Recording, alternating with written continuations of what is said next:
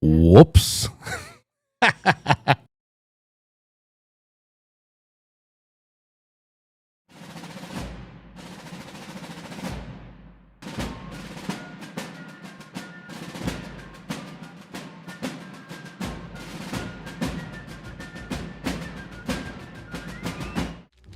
You let one ant stand up to us, then they all might stand up. Those puny little ants outnumber us 100 to 1. And if they ever figure that out, there goes our way of life. It's not about food. It's about keeping those ants in line. That's why we're going back. Does anybody else want to stay? Let's ride!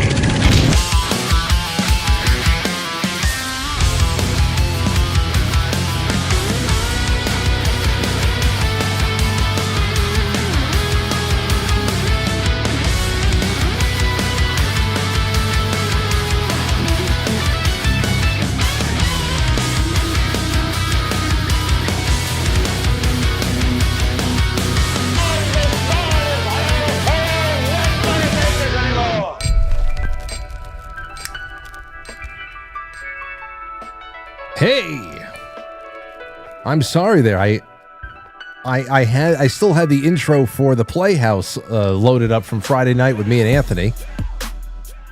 So I don't know. Podcast people won't even know what happened. I pressed stop record. I recorded cleanly, but everybody else, if you're watching live, that's why you watch live. You never know when something's going to screw up. Anyhow, it's going to be a fun night tonight back in Studio A. On a Tuesday, April 14th, 2026. We're going to give our guest a couple of seconds to get in line. We have a local Jewish comedian who recently converted to Catholicism over Easter break. She can. I wasn't Jewish. I thought you didn't convert from What the fuck, Frank? I'm so deeply offended that you would think I was Jewish. What am I do that makes me come off as Jewish? I don't understand. I'm schvetzing over here. Stop henpecking me. I schlepped over here from Westchester. And you took a wrong turn. I took a wrong turn. I almost got sideswiped. This lady almost ran me off the road. Congratulations on your baptism. Oh my gosh, thank you so much. And well, hold on. It's very exciting to now be able to judge people the way that I've always wanted to. Yes. You have a special kind of authority now. Yes, I have the moral high ground in every situation. I'm not just a cradle Catholic. I wanted this, people. I jumped through many hoops over the course of a year, and it feels good. I was gifted a cross necklace, which I'll wear if I eventually get back onto Fox News. Maybe they'll put me in the leg chair. Yes, that's it. That's always what happens. And you have to wear certain things, pins, necklaces. Oh yeah. But I'm always just so happy whenever I hear about anybody, any of my friends or anybody who just is on a journey like that. No matter what church they call home or whatever that they Jewish. Well, oh my God! I'm just going. Where do I even plug this into? Right by your left hand, there's a jack by the left. You see the jack that is closest to you. I see the jack. Okay. All right. Jewish. So we can't even talk about anything offensive now. You're holy. No, I'm. Yeah, that's yeah, that's true. Well, you know what? It'll depend on my mood. If I'm in a holy judgmental mood, or if I'm in just a fun mood, and then I'll go to confession. About it later. That's the best part. Every week is a fresh start. Yeah. It was, I don't know if I didn't talk about this with you. We had to go to confession before we were confirmed. Well, it was highly advised. They were like, you should go. There's a day called, no, it wasn't called Confession Monday. It was called, I forget. The chat probably knows. It's like a special name. It was March 30th. And so I went to confession. I didn't know what to expect, but I was so nervous. I binge ate a bag of chocolate covered pretzels on the way there because I was just like, I don't know if I know the choreography. I don't know if I know the wording. I don't so I get there and I'm like, what if he's just looking me right in the face? You're like, what, and you don't see the priest. It's a room, but you're kind of separated by this laundry vent, and you're sitting there, and next to you is a laminated piece of paper with what to say. And I was like, okay, this is my first time. And like, You didn't memorize your active contrition? no. And it wasn't like a podcast, like where if you're pausing to collect yourself, the other person fills in the air. No, the priest will let the dead air happen. He will let the awkward dead air be so you can just like feel the full weight of the situation. Stew in it. And so I'm confessing, and then as he's responding to me, Frank, like I still can't explain fully. I'm gonna call it the Holy Spirit, but I start bawling, like I start crying so hard, like just the tears are pouring out, and it was the weirdest thing. And then he said to do 3 Our Fathers, so I did them in the pews out in the church. And like again, my head's down. Literally, I was like someone could slip. Like it was like a lot of tears. And then I just felt like a lightness, and I felt like somebody had like pulled apart my chest. Like I felt like this opening. It was really something. That's wonderful. And I didn't know what to expect. Before the I don't know, it's like the new cultural cornerstone of psychotherapy. It felt better than therapy, and I've been to therapy like for years, and I left. That's the tricky part of therapy. There's people don't have an exit strategy. I was lucky that I had a fight with my therapist, and that's how I left. It was over COVID. She wanted to charge the same amount, like remotely, as she would have for in person. That was her first. And then they always mistake. try to register you to vote as a Democrat. That's the other one. She was such a liberal, Candace, my old therapist. And then she said to me, she tried to raise her rates and said, "Oh, I see this couple, they make less than you and they can pay it." I was like, "Oh, I think I'm cured. What's that? Oh, I think I'm done with therapy. I think my brain is fixed and I don't need this anymore." And I was so good to her. I was so good to Candace. I like took photos of her in Central Park for her dating profile. Wait, what? Yes. She wanted me to do a photo shoot of her for both like her professional profiles and like J-Date or whatever she was on. And she like literally came in, like it was a spring day, and she was like holding a rose. I should have been like, "Candace, Inappropriate. what are we doing here? Inappropriate. Lose the rose, undo a few buttons. Let's get you unsingle." My God. And so in exchange for one session, I took headshots of her in Central Park with my iPhone. That's crazy. And then she has the nerve to raise my rate. Just one session, huh? Yeah. Yeah, it should have been more. They were really good photos. In fact, they're probably still on my phone. Man, you're going to go meet me in Central Park and take pictures of me so I can get a date. Dude. Well, her office was kind of near Central Park. Anyway. Oh, so it's convenient for her. Oh, yeah. You're coming from Westchester. Yeah. I'm telling you, man. I'm telling you. Yeah, I don't know. I've only been to a couple of therapy sessions in my life. I don't even remember when the hell it was. It was in high school. Oh, wow. I went to 2 times, and it just didn't do. I didn't do anything. Well, 2 times is not going to do anything. Yeah, I was it didn't mean anything. It just was. I didn't feel anything. Move. Yeah, there's nothing there. I was like, okay, well, I got friends. Therapy is not for men anyway, and I would say now that I've done a lot of therapy and now a lot of church, I would say like church and Jesus is better. And with therapists, they're always going to find something to do therapy about. They're always going to find something wrong with you that you got to work through. And then you start to think there's more wrong with you than there is. And so now I would be kind of not a proponent of therapy. Well, there's a couple of people in this. I know that we have some psychotherapists in this audience who have reached out to me over the years that have expressed a lot of disdain and a lot of just lamenting what is known most commonly about their profession politically, everything else. But I know not to throw the baby out with the bathwater, but for the most part, it has really supplanted a lot of religious and faith-based counseling too for people. And I know that we don't have, it's not an audience that is exclusively Catholic out there, those of you who are Christian, but I have, when I was growing up, I understood reconciliation a lot less than I do now. Reconciliation. That's what it's called. Reconciliation Monday. And I just really enjoy the conversation. I really do. I know I don't go in with a laundry list. Right. Of anything. That's a faux pas. Yeah, I don't have a little laundry list. Got to do just a couple things. Yeah, the big guy knows exactly what's going on. I want to talk about trends in my life, and I want to talk about things that are bothering. How I find myself reacting to certain things, what habits I fall back into after I hit some adversity and all that stuff. And I just want some. I want some encouragement. I want a little bit of analysis. Problem is, that's you have to find. I found one or two incredible confessors over the years, and you create a relationship, and people hold you accountable, and it's fun. Other times, I'll tell you, there have been a lot of times, and you'll see now that you are newly minted, and this will be more part of your life. There's going to be sometimes you go on in there and you say, okay, the rites and the rituals will be valid and all that, but it almost feels like you're going through the dollar menu drive-through. And really? Yeah, to do confession? Yeah, you're just trying. You're trying to. That there's a line out there. You're trying to talk about something important, and that they're also just trying to manage a line, and you can tell. You can tell you're getting canned responses from somebody.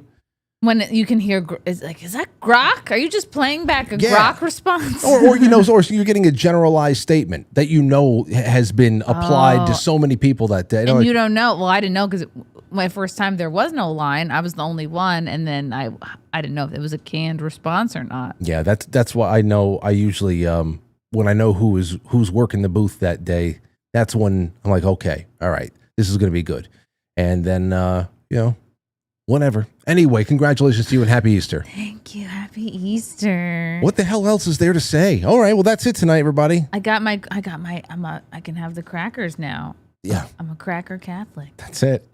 Taste the biscuit. Aurora always asks me about that. She goes, can I have communion yet? I said, no. But she goes up there and she gets the blessing. She crosses her arms and all that. That's what I was doing every week for a year. I'd go up there amongst the cracker to peoples. And you have to fold your arms, like you have to do like a I Dream of Jeannie, and then like you can't go up to like blink. Yeah, you can't go up to because sometimes other people other than the priest will give the cracker, but I had to go up to the priest and do the thing, and then he knew that I was there for the blessing, and it took him months because he was like, "What are you doing? Why are you not taking the cracker?" And I was like, "I'm in the class still. I can't get it yet. Just give me a blessing. Just slap me in the face. Just send me some good vibes." And then like he finally like got it together like the last month or two. Like he knew that I was in the class. It's a whole new fresh year, 2026. Wow. Hey, I got a bunch of things here. I saw a few things that you had tweeted that I had already had set aside. Ooh. And I can't wait to get into them. One of them is the simulated blueberries. Oh my gosh. Are we also going to talk about the Topo Chico shortage, which is very near and dear to my husband's heart. Like I love Topo Chico. He hasn't been quite right since I had it at your house. Yeah. I said, "Oh, you have Topo Chico? I would like to have one of those." Lauren gets those all the time. He will drink nothing but Topo Chicos. But that's his one. But does he have the flavored ones? Or he likes just the straight up. It has to be the glass bottle though. Yes. It can't be the plastic. I'm with him.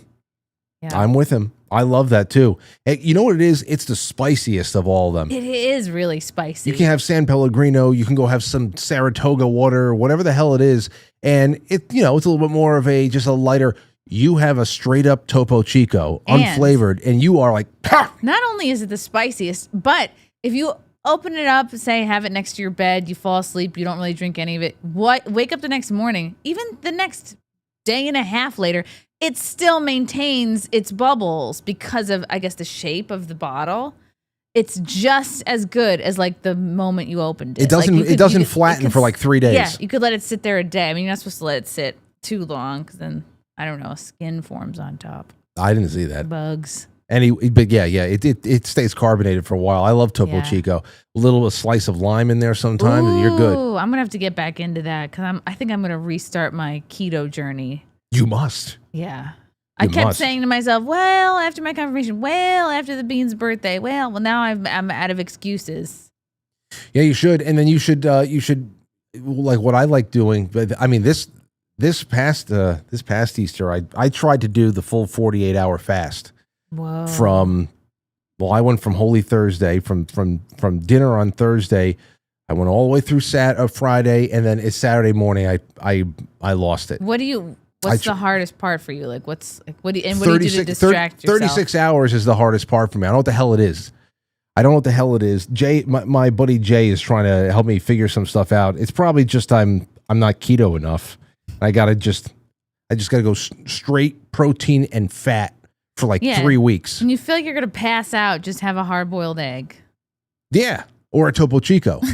Yeah, something like that. But anyway, blueberry bagels. The Topo Chico thing, noted.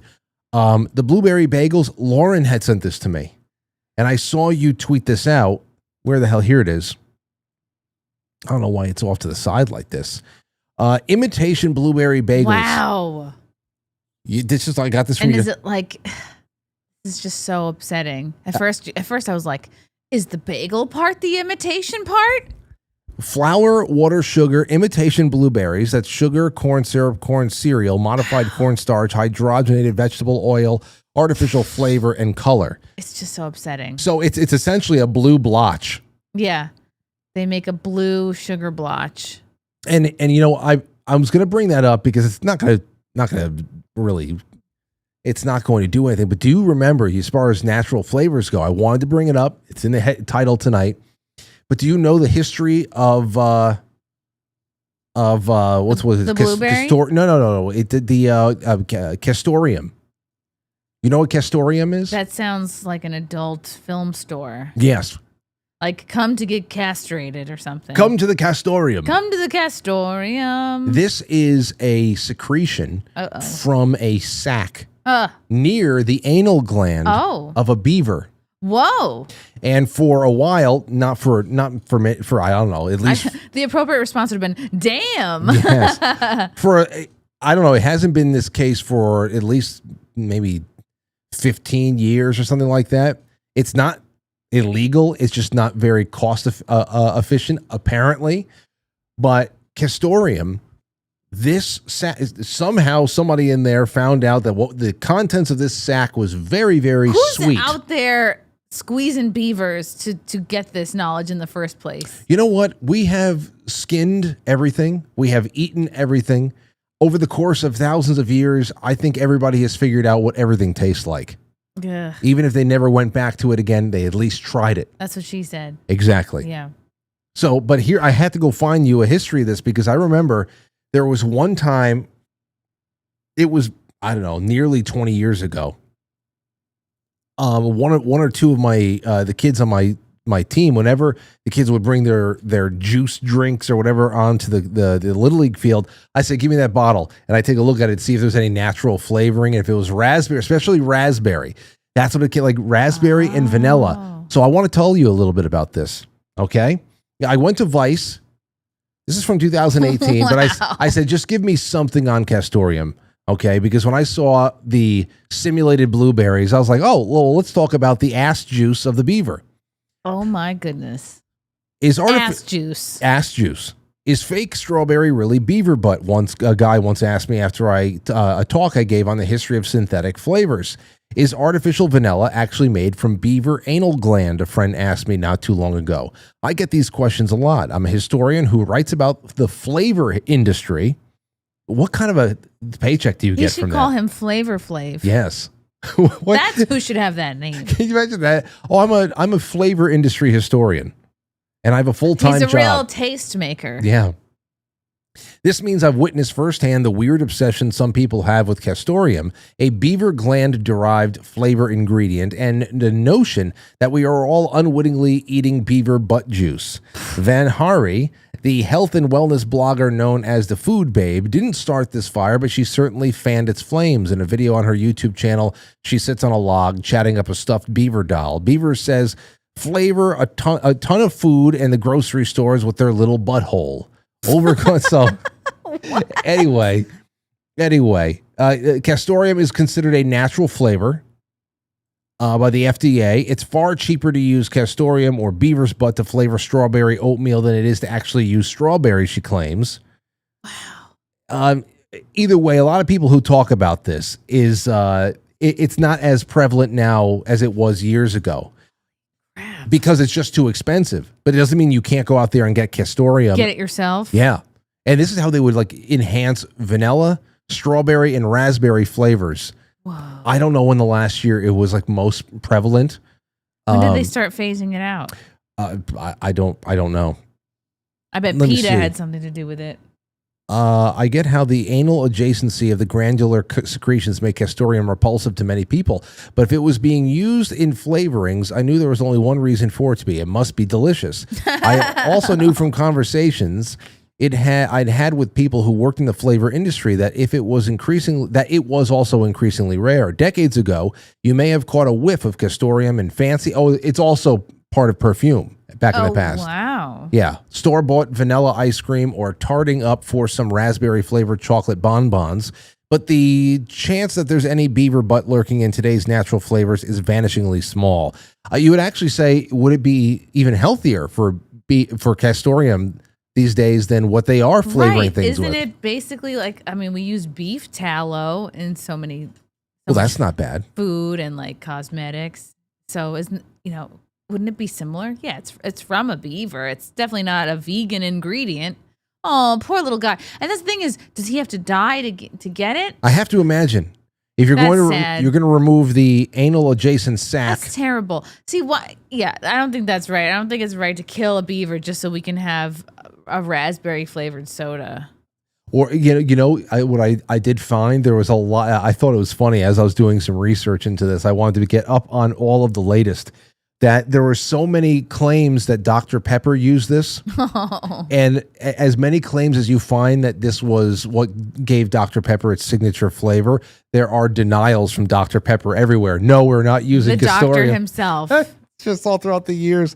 This is Dr. Pepper's biggest bugaboo. The American beaver trade brought Castoreum back into the spotlight, this time as a perfume. The perfumer historian, another one. I'm a historian of perfume.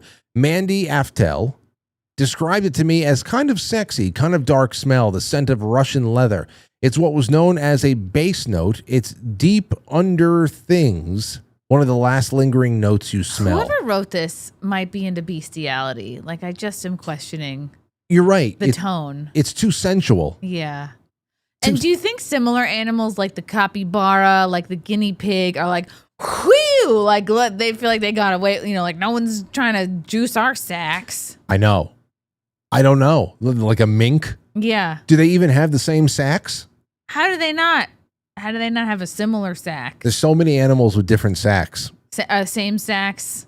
Same sacks Same animals. sack situation.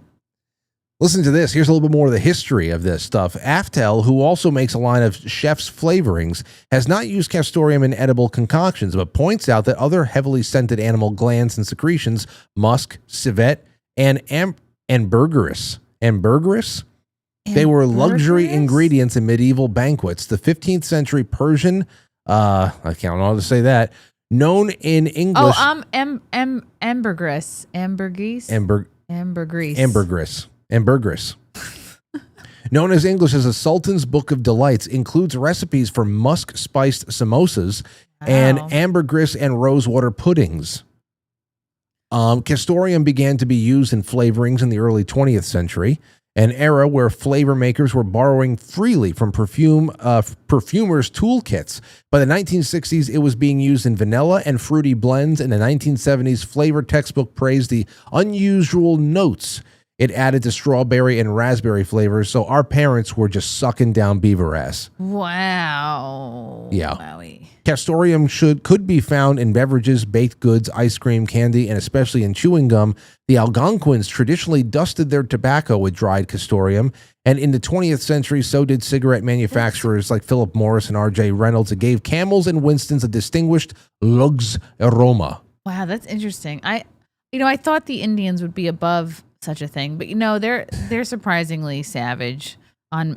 Did you hear about erythritol? Erythritol, it's an ingredient that's very popular. That's in like diet drinks. Like, I just realized it's in a bunch of stuff that I have, like a Gatorade Zero or a Vitamin Zero or like a Bai drink. It's like drinks that are kind of diety, like low to no calorie, but they still taste fruity. So apparently that this erythritol, it's with an E.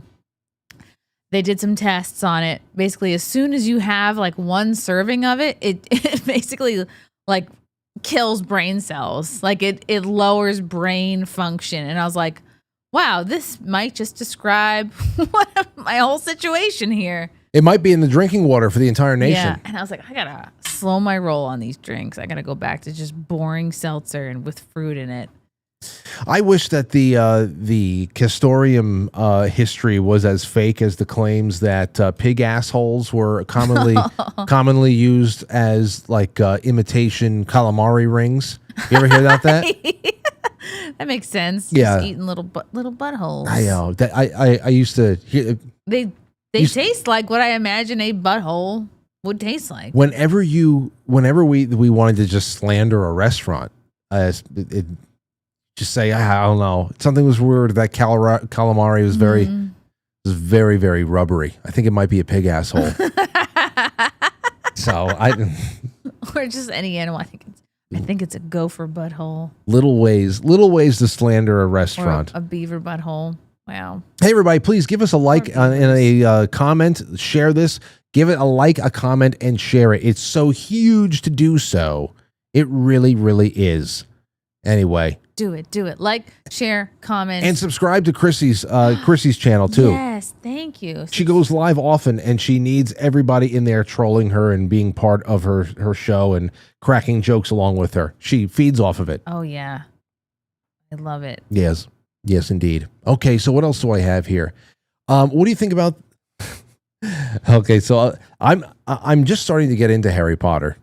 Yeah, it's a lot. It's too much. It's a daunting task. It's like I've never seen Game of Thrones. Where do you begin? Who the hell has time to get into a huge franchise like that? I feel the same way about Harry Potter. I dabbled a little bit. I had an ex in the early aughts that sort of made me get into Harry Potter, and I read like a book or two, and like I think I saw most of the movies, but I only saw a couple movies just with Aurora. Just wanted to see. You just want to see what's going on. She had a little fun with it. We only watched like the first 3. That was about 6 or 7 months ago now. We moved on to Star Wars. But now I saw that this is getting rebooted and they're making Snape black. Oh yes, three quarters. What's it called? 3/5 Snape. 3/5 of a Snape. Yeah. Okay. I'm not late. I'm on Snape time. Oh yeah, and I just thought that like me and my FNT crew would be the only people up in arms about this, but the fans are very upset about this because you're just so much of the lore is disrupted, and apparently there's like a lynching scene involving Snape eventually down the line. So I don't know how they're going to handle that with a black person, with a black actor. Oh, yeah. I didn't know this. And I guess Snape like hates Harry for whatever reason. It's like part of the story. And he's always very salty. And then I'm like, how do they make that now? Now, like, how can you see that anything other than like a race issue? Like, oh, well, Snape hates Harry clearly because he's white. And well, you know the thing is crazy. I'm a lot more of a Lord of the Rings fan, and when I heard that all of these new revivals on one network or another, which I never watched, they had like black hobbits and stuff like that, which we did watch that. Naturally made people wonder why, when it came time for the original trilogy's timeline, there was no black hobbits, and people were immediately starting to talk about there must have been some kind of a genocide. So and you want to talk about they went out for cigarettes and they'll be back soon.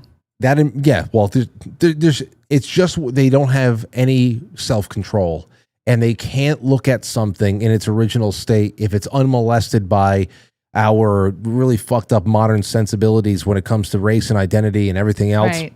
People can't just be from a place. Like, it can't just be like we're watching the native people of this area who happen to not be black, and that's okay.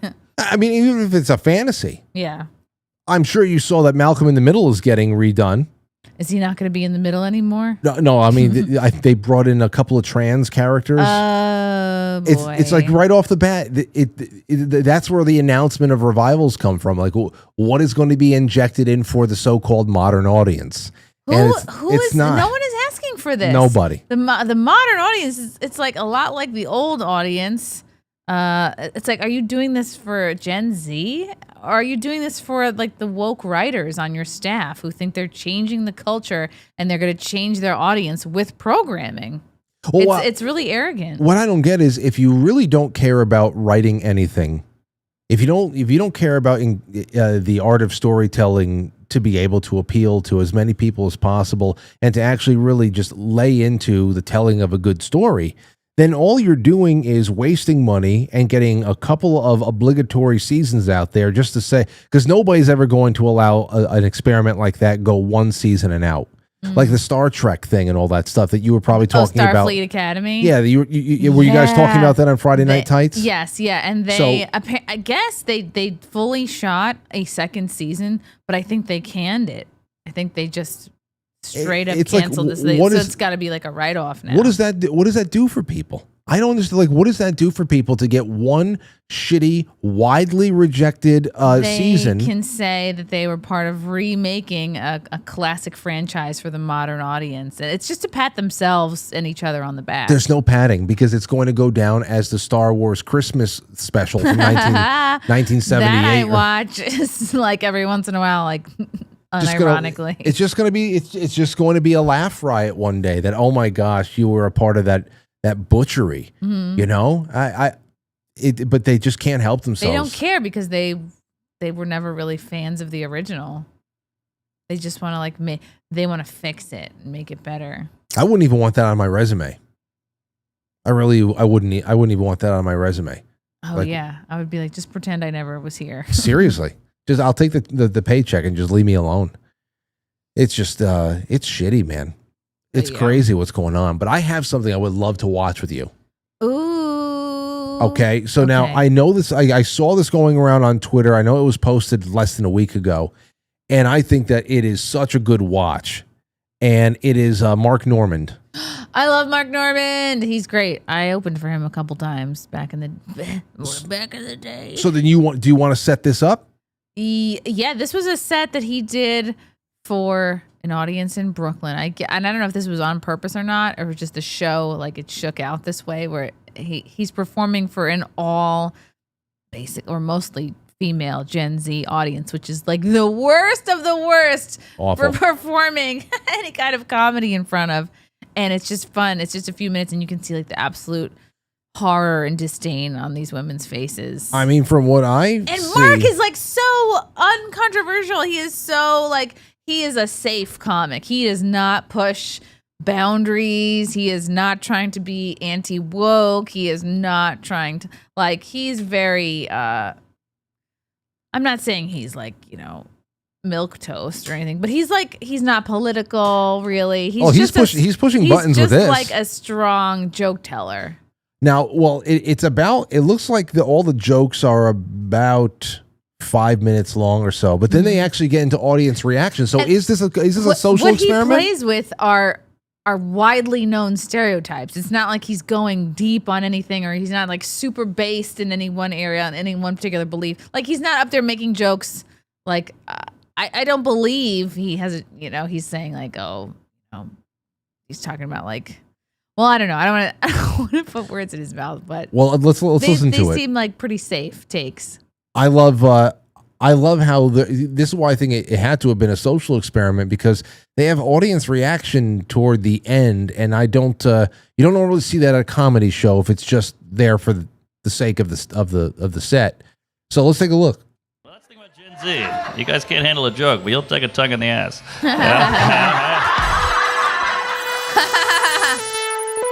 What if there was a comedy show, actually, comedy experiment? Okay. I see some upset faces in the crowd. Where the whole audience is made up by one specific kind of person. Great. And what if the comic performing on that show had no idea what that crowd was going to be? Comedians have to figure out what's the right material to go with, and then the audience has to grapple with how That's a really great idea. Oh, so this is just episode 1. And wow. It's called, who produced this? Human something? Human Trials Human and Trials? Mark Normand. That's really clever. What a great idea. Well, let me subscribe to it because I want to make sure that I get more on this. Okay, let's see. So this is episode 1 then. It's going to be Mark Normand and Gen Z women. feel about this? Do I like this person? Do I find him offensive? Well, folks, this show is happening. And it's called Human Trials. All right, guys, make some noise for your next comic, Mark Norman. Good to be here. I used to date a girl who lived in this neighborhood, Jewish gal. Any Jews here? Hey, all right, get them. No, I'm just kidding. Just joking. Good to have you. Thanks for tunneling. Yeah. Ex-girlfriend was Jewish. Met her on that Jewish app, PayPal. Okay. That's great. Come on, that is so tame. That's just a great joke. They're just so. It's just so fragile. They're like, what? All right. I'll be a little darker than the other guy as well. Not the black. But, all right. Meanwhile, the black people are laughing hardest at that. You. Just joking. I'm a comedian. Don't worry. Just zingers. Okay. How about that Mom Donnie? Yeah. There God you go. help us. He won. They love him. I live next to a billionaire, so he was like, I'm praying to God he doesn't win. I was like, well, he won, so you better start praying 5 times a day. Oh, yeah. He was like, oh, he's a Muslim, though. He's going to be mean to women. I'm like, you're thinking of Cuomo. Okay. All right. And then I'm like, well, he's anti-Semitic. I'm like, well, he's doing free buses, not trains. Okay. That's for the Jewish gal. All right. We're back. He can do like he does. He's not even, his tone is not offensive. Like everything's so light. You know what? He's not making eye contact with anybody. He doesn't do crowd work. Really, like he does. Like that's his pre-prepared crowd work. Oh, that's for the Jewish girl. He's not really pointing or going to anybody specifically. So he's not. I don't think he's not really going to trigger anybody because he's not like going in on anyone personally. Right, but you want to know something else I'm noticing? It's just so interesting. Like the whole human trials thing. Like I really do feel like we are analyzing a petri dish right now. Yeah. Especially the white chicks. They are the most timid there because they are trying to take cues about whether or not it's okay to laugh from the non-whites. Because they have taken all of their other social cues from non-whites. They have to factor in their white privilege and white fragility into crazy. everything. Like white people, we're like the only race that like we can't be ourselves and laugh at what we want to laugh at. Everything's got to be filtered through and they have to. I know that they're just. It's just crazy to watch what they are compelled to act like. Cool. I know race is touchy, especially from my old honky face. But I think we're all... Thank you. Thank you, Queen. Okay. That was the gayest moment of my life. But, yeah. But, yeah, everybody's full of shit when it comes... I was talking to one guy at my last day job. I was like, hey, man, what's the name of that new girl and the new guy on the 5th floor, the really tall black guy? This guy goes, whoa, I don't see color. I was like, really? Come on. Really? So I looked this guy right in the eye, and I was like, hey, man, it's cool. I'm black. And he was like, no, you're not. I'm like, yeah. You may not be racist, but you are a liar. I feel like he's doing a puppet show for 3-year-olds. Yeah. That's the energy I'm feeling. Mark is such a great comedian. He's such a prolific joke writer. But I've heard all of these jokes before. These are what I would call like his easy. Yeah. These are softballs. Yes. that he's serving up to these. I can tell this is the first time I'm watching him work, and I can tell because the audience is really like, this is like an infantilized audience. Yeah. It is. It's like a comedy 101 show. It's like, do you know what a joke is? Do you know when to laugh? He needs puppets. Yeah. You know? Yeah. All right. Cool. I just got back from Mexico City doing some shows. That's a cool place. Although you can't drink the water there, so I got the diarrhea. Yeah. I was at a bar. Bartender handed me a cocktail. I drank it. He goes, uh-oh, the ice cubes. You got to watch out for that ice, too. That'll take you out. He goes, I'm thinking about moving to America. You got any tips for me? I was like, yeah, watch out for ice. That's clever. That's cute. Oh, look at the nodding. Look at that girl. Oh, she's the worst. That white girl with the straight black hair and the big old forehead. She's the fucking worst. Yeah. She's like an activist. She nods along like, yes, we hate ice. I am here to not laugh at anything. I am here to make sure you have the right political opinions. She fucking sucks. She does suck. And by the way, this town is apparently there was some kind of a town meeting where everybody's getting together to kind of like game plan of what the course of action is going to be if ICE operations comes into this town. Into Brooklyn? No, into here in Westchester. I'm like, oh man. Please, I'll come and cheer them on. Please. I'll dust off my old high school cheerleading outfit, squeeze into it. Yep, and everybody who obstructs, take them away too, please. Please. Anyway, here, let's keep going. Kept in touch. He's in a cage now, but sweet kid. God, who started the cages? No, too far. Just joking. See, the arms folded. The arms I told that folded, joking. which means she has decided to hate him, and she is not open to laughing at anything else he says for the rest of his set. That's called the "I'm done" pose. Canada, some guy goes, "Hey, I'm Mexican." I was like, "Whoa, you made it to level 2." Well done, senor. The ice jokes were kind of like hard to listen to, but that's because I have immigrant family. I can't. What? It was one joke. These are the people who want black hobbits, by the way.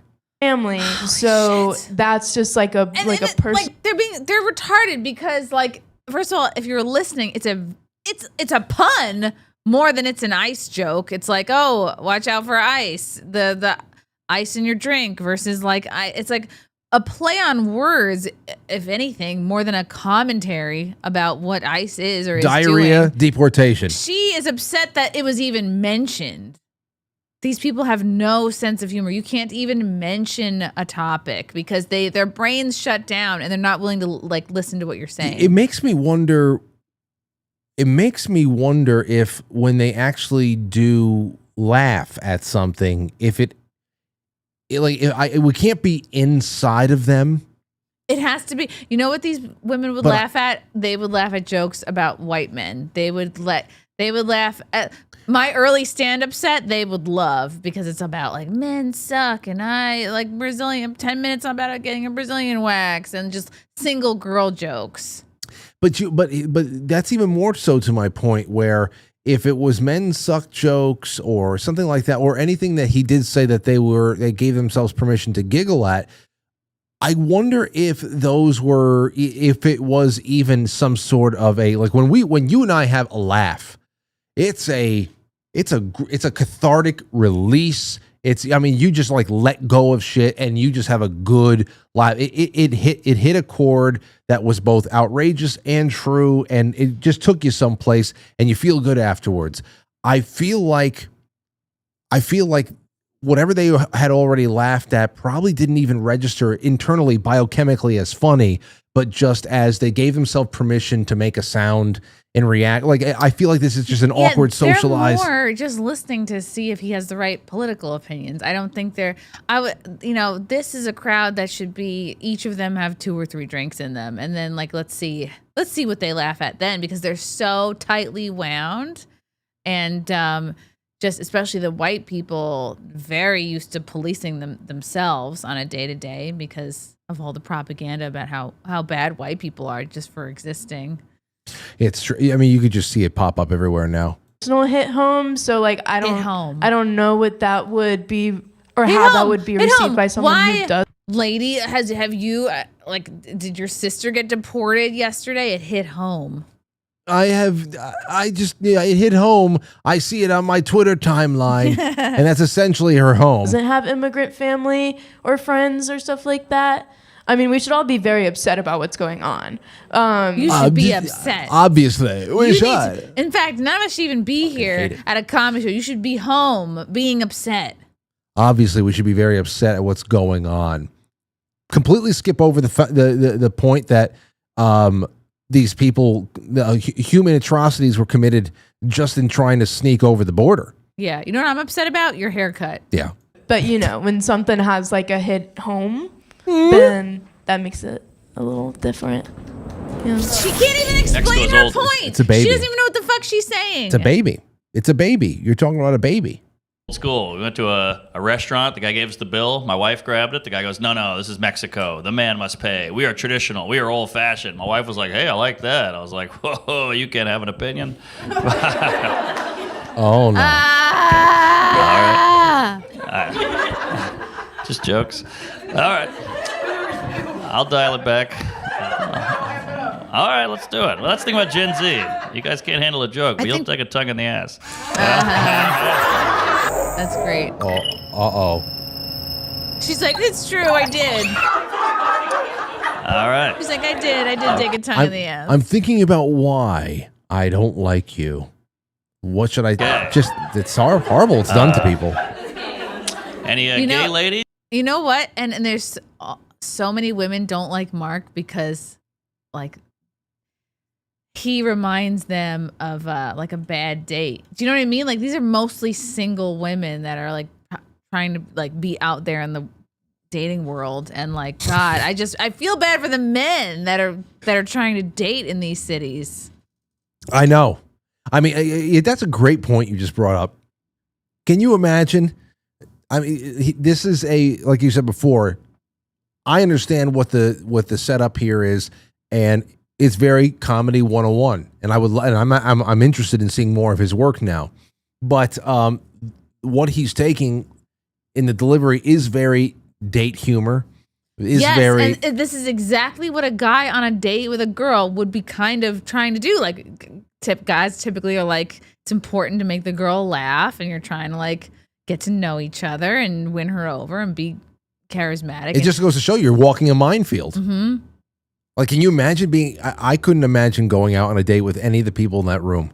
If I was like that must be just horrible situation right now. Aye. Holy shit. Hey, all right. Lesbians? Yeah, Wait. Any gay ladies? Yep. Hey, all half the crowd. Yeah. Whoa. That's like at least a half gay room. I hate the woos. I wonder where this was filmed. Probably isn't it New York? I wonder like what venue, or if they filmed it in Brooklyn. It doesn't say. My old roommate was gay. Gay guys are the best. Fun, non-violent. You never meet any violent gay guys. There's no gay gangs. That would just be a musical. That's what she laughed at. Wow. My gay friend, he's obsessed with straight dudes. He's like, he calls it flipping a hetero. You know, he likes to try to flip them. He's like, you know how hard that is? You know how hard it is for me to go out every night? You know, talk to a guy you're trying to have sex with someone who doesn't want to have sex with you. I was like, that's exactly what it's like being a straight guy. And he's like, no, you got to convince him for hours, take him out. I'm like, yeah, same. Yeah. So we went back and forth arguing about this for hours. Eventually, I woke up at his place. I'm glad you tried it. Yes, everybody should try. Yeah. Trying to spice things up with the wife, you know. Somebody told me to watch porn with her. Yeah. So I was like, hey, all right. So I asked her about it. She goes, I like lesbian porn. I was like, I like interracial. So we compromise and watch a WNBA game. That's great. All right. That is great. How do you not? Everyone's at least smiling about that. It's crazy though, because it's almost like you have to, again, you know, he made a joke about the Mexican making his way up to Canada. He's at level 2. He had to pass several hurdles to be able to prepare them, to give them permission to laugh to that joke. Yep. He had to be very complimentary and very easy on gay guys, gay women. Yeah. He had to just disarm them just to prepare for them for that joke. Yeah. And like all this just to say that women in the WNBA are happen to be lesbians and black. Like all this just to state a true thing. I know. Because otherwise it's racist or judgmental. I don't know what the hell. It's racist or homophobic just to point out reality. What is funny to you? Like what stood out in the show that you actually liked? Dark stuff can be really funny. Like I like dark humor a lot of the time, but I feel like it depends on who the person on stage is, if that makes sense. One joke that they will not laugh they might at a not white have guy. liked, and then from another person might have been like kind of fine. Now, do you think that's because like it's a man and you're like, I don't want to hear this from a man right now? Yeah. Oh, you fucking women are They don't broken. want to hear anything from men. Broken, man. Broken. His friends are on If he were up there, if every joke was about how much he sucks and how much men suck, they would be loving it. Yeah, but again, that's all they want to hear a person like him, a white guy, talking about. They want the white guy to be self-effacing, and completely denigrating, self-denigrating. They don't want any of their opinions changed. A lot of times, like, humor is a very powerful tool for changing an opinion or like initiating a little bit of a paradigm shift. Like, you see something a different way, and like sometimes you're laughing at something before you really understand why, and you're like, and it makes you think about something a little differently. These women, they're tight. They don't want to think. They don't want any of their opinions changed at all. And it's not even opinion; it's a moral code. Mm-hmm. Like they are claiming moral high ground on everything, and they are very, in the same way that you would feel a little stuffy and unwilling to go to certain places with your small talk when you go to a household that is very rigid in their religion, whatever the hell. Like, if you go to an aunt and uncle's household and they're very, very Christian and very, very proper and waspy or something like that. It's like, this is my hope for this new class. Like, a lot of people converted to Catholicism this year. You see a lot of people. Some people think it's because of Charlie Kirk's murder. Some people think it's just because like it's a reaction to like fighting the evil in the world. I hope that with this new class of like Catholics, Christians, whatever, that it's like that's my hope for myself too. Is like, you can be a strong, like, good person, like a good Catholic, a good Christian, but something else too. And you can be funny, and you can be, and I think a lot of times when you meet somebody who's just one thing, that's when you feel that tension, that stiffness. Like, if you're at somebody's house and like, you're like, wow, they're really religious, but it's like, they're just religious and nothing else. Then it's like, then you feel like you can't. That's why that's why most people thought that they were liberals. That's why I grew up my life thinking I was a liberal, because I thought that, liberals are a little bit more, they can joke a little bit easier. They have a little bit more places they can go with. I thought I was a liberal because I'm like, I support the homeless. I'm smart. I've gone to college. I know better. That's why I'm liberal, and I have empathy for people. Yeah. And you feel, back then you just felt like a conservative was stuffy and religious, and they had no sense of humor. And I fear now that there's been that stranglehold on education and on media and everything like that has been broken.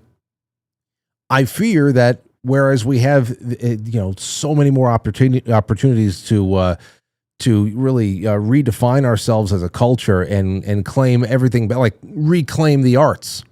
Yeah. Theaters, sports, representing something other than what we have seen coming out of the NBA and the NFL and all that stuff, and putting people who are of good moral character in the spotlight again, instead of just being, but a lot of people, they tend to want to throw the baby out with the bathwater, and it gets stuffy again, Instead of, like, we have an opportunity right now to chill and find that balance between faith in something other than what a government can provide, and being dutiful and in that faith, and but also not to completely give up the arts and entertainment and everything to people who have from the beginning said, this would be a great way to weaponize and destroy a culture. To debase it, to make fun of the stuffy people, to turn them into caricatures. I think if we turn ourselves into that stuffy caricature again, after we just memed people to death, right? Like, we just fucking memed people to death. Why the hell we can't turn into stone ponies again? We can't become what we hate. No, we can't do it. Yeah. You're right. Anyway, there you're. One more minute. Was that it? Okay, I think he had more on. No, it's just one more minute. This was good. Boy, where'd Ozempic come from, huh? That really changed the game. I could use that as a kid. I was fat as shit. We didn't have Ozempic when I was a kid. We had something else. It was called Shame. Yeah. And it worked for thousands of years. And then we got body positivity. He's trying so hard not to make eye contact. Love the skin you're in, body positivity. And somebody went, we got a new drug that makes you thin without working out. Everybody went, put that directly in my ass. What happened to body positive, huh? You've made me call you pretty, you fat and you don't even believe it. You're full of That's like going Black Lives Matter. Well, that black dude's choking over there and he's mouth to mouth. What am I, gay? Said they mattered. It's like Lizzo. She was the fat champion. Now she's upset. getting skinny. I liked fat Lizzo. I stood behind her. You just couldn't see me. Oh, that's great. This lady, MVP. All right, let's keep going. We're not gonna get political. It's too divisive. Everybody's so tribal now. Like Taylor Swift, she endorsed Kamala Harris. People started burning her records. It's like, huh? Nobody burned R. Kelly's. Is what he did worse? She's just voting for a lady. He's got chicks in a dungeon, you know. And look, I'm a hypocrite. Wait. Well, wow, he can't even bring up R. Kelly. But why? What's the matter with that? Like why? He peed on people. Yeah, I know, but why? Why would they be so shocked about that? Wouldn't they? You know, who cares about R. Kelly? He's in jail now. I know. It's almost like they're like, oh, you can't make fun of R. Kelly. But that's the thing. Why can't you make fun of R. Kelly? They reacted that way because they just heard R. Kelly and then they just shut down because it's like certain trigger words take them out of the present moment. You know, like if you were to mention, but he's not even controversial. I know. Nobody cares. Everybody's like, good, put this guy in jail because he's black. I think like, oh well, he's a horrible person, but he's black, so we can't make fun of him. Wow. Hold on. Let's see that. Now we're almost done. Let's for real. rewind it. I don't know. I want to. Yeah. Yeah. I want to hear that R. Kelly joke again. Wait. Couldn't see me. This lady, MVP. All right, let's keep going. We're not gonna get political. It's too divisive. Everybody's so tribal now. Like Taylor Swift, she endorsed Kamala Harris. People started burning her records. It's like, huh? Nobody burned R. Kelly's. Is what he did worse? She's just voting for a lady. He's got chicks in a dungeon, you know. And look, I'm a hypocrite. Well, I mean, wow, that's okay. They were like, oh, shit got too real for them. I think that they. But he's also in a sense like calling the left hypocrites. Yes, but I also think again, you're talking. Gen Z is so stupid, so isolated. And maybe R. Kelly is actually like so beyond their time. Exactly. I was just gonna say it. They're probably like, who is he? We were, you know, they've seen the headlines there. Because how old were these people when R. Kelly was even relevant? They weren't even born. He was like, what, 20 years ago? He was like Space Jam, 20. It's like 35 years ago. Oh my gosh, that's right, because he's a millennial. He's our age. So it's like that's just too old of a joke for them. Well, I think he would be Gen X. Mark Normand? Oh no, R. Kelly is. Kelly's. Yeah. But no. Oh yeah. But that's exactly what it is. I was talking about this last week, and I was actually talking about it with Anthony. Anthony just came back from the Universal Studios a week or two ago, and I asked him how things were going down there, and just like how the park was and stuff. And he was just talking about how Universal Studios proper, not the Islands of Adventure place, but the original Universal Studios is kind of sad because you can tell that there's just no connection to anything. Like nobody understood and none of the new people coming up, new generations come up. They never had the gap bridged between them and understanding who the Blues Brothers was like we did. Right. A lot of stuff that we watched was like 30, 40 years before our time. And we were introduced that we had a pretty good frame of reference on top of having our own shit. Right. I really do believe that it wasn't like a shocking joke for the room. I think a lot of people just don't even know who he is. And that's just the 90s. Totally right. Because they were like, huh? Oh. And then people were like, is this edgy? And then people quieted down. It was, yeah. I think that's just more so absolute generational isolation confusion. Yes. I don't think they even know what the fuck was going on there because who even owns, you know, who out there? I mean, maybe somebody out there has an R. Kelly album, a physical album still. But come on, I don't know. Yeah, you're 100% right about that. All right. Anyway, but that's crazy in and of itself, how you can just blank people out with a basic 90s reference. Yeah. Wow. The 90s that's too long ago for these people. Nuts. I didn't burn mine either. I peed on mine. Yeah. Felt appropriate. Yeah. Not enough people. The whole room should have laughed at the pee joke. They didn't get it. And it was titters. Like they don't even know why they're supposed to laugh. No. Wow. That's crazy. Here consider themselves easily offended by jokes. No, that's pretty good. Sometimes they generalize you guys as like a group of people who normally do come out and get offended by jokes. The thing about Gen Z is like we all joke with each other a lot. Like my friends and I, we tease each other 24/7. But the thing is like we know what is okay to tease each other about and what is not. Oh wow. So we tease each other about our nose rings, our hair color. So all they're doing is complimenting each other all day. Safe things. Yeah, where they're just complimenting each other. Yeah. Well, we don't talk about race. We don't talk about religion. We don't talk about we don't say politics. we don't say anything that isn't completely glowing about homosexuality. Teasing you. Yeah. Okay, and that line is like very firm. So I think that's like the risk with comedy shows now with Gen Z is like that line is a lot harder to set of what. Okay, just please don't leave the house anymore.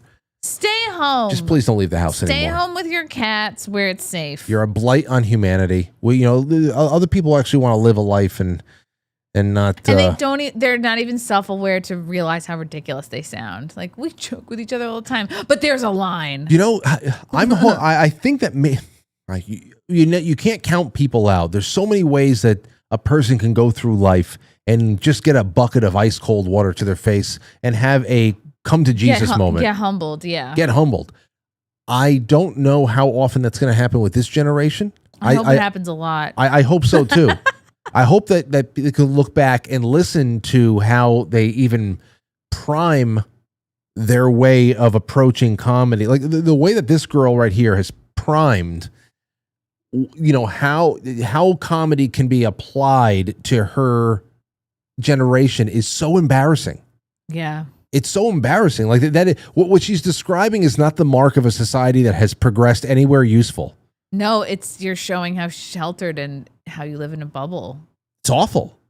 You would think that after the earlier years of the new millennium, where all we were getting was ISIS and beheading videos, that we would be like so far on the other side of this stuff, and it's just not. Wow. Hold on. Did she say anything else? Yeah, there's 2 more minutes left. We might as well just watch the full 10 minutes. What is okay because different people have different lines, but like I don't consider myself someone that gets easily offended. You are. Absolutely you are. You're ridiculous. Did you hear what you said? Elon, he had a fun Make-A-Wish in the White House for about 3 weeks. That was crazy. He had the Heil. That was a bad Heil. Yeah. He made a statement. He was like, hey, I'm not a Nazi. I'm just mentally off. And Kanye was like, I'm not mentally off. I'm a Nazi. Good. Okay, they can laugh at Kanye Kanye. West, huh? Boy, oh boy, yeah, he's the king.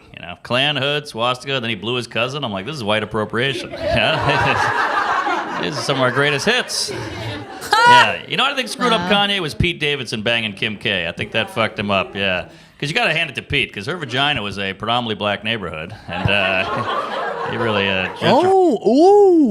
The Asians are upset about this? Oh, he's getting starting to... I don't know. That might have broken her lure. Might have broken We're not supposed to... There's nothing wrong with white women who want to fuck black dudes all the time. What's wrong with that? That's her prerogative. No judgment. Fight the hell out of it. All right. Okay. We sent some ladies to space this year. That was crazy, huh? The Blue Origin. Yeah. I didn't like how the rocket looked like a dick. It's like, come on, this is a day for women. At least put a string on the bottom. Yeah, something. That's funny. Yeah. Come on. I don't know why we need to send Katy Perry to space. I have no idea. We tried to send Lizzo, but we didn't have the fuel. But all right, That's okay. great.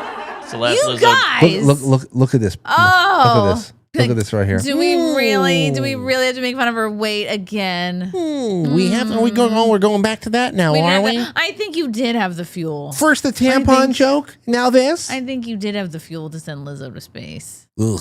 And same chick with the headphones making the same exact face.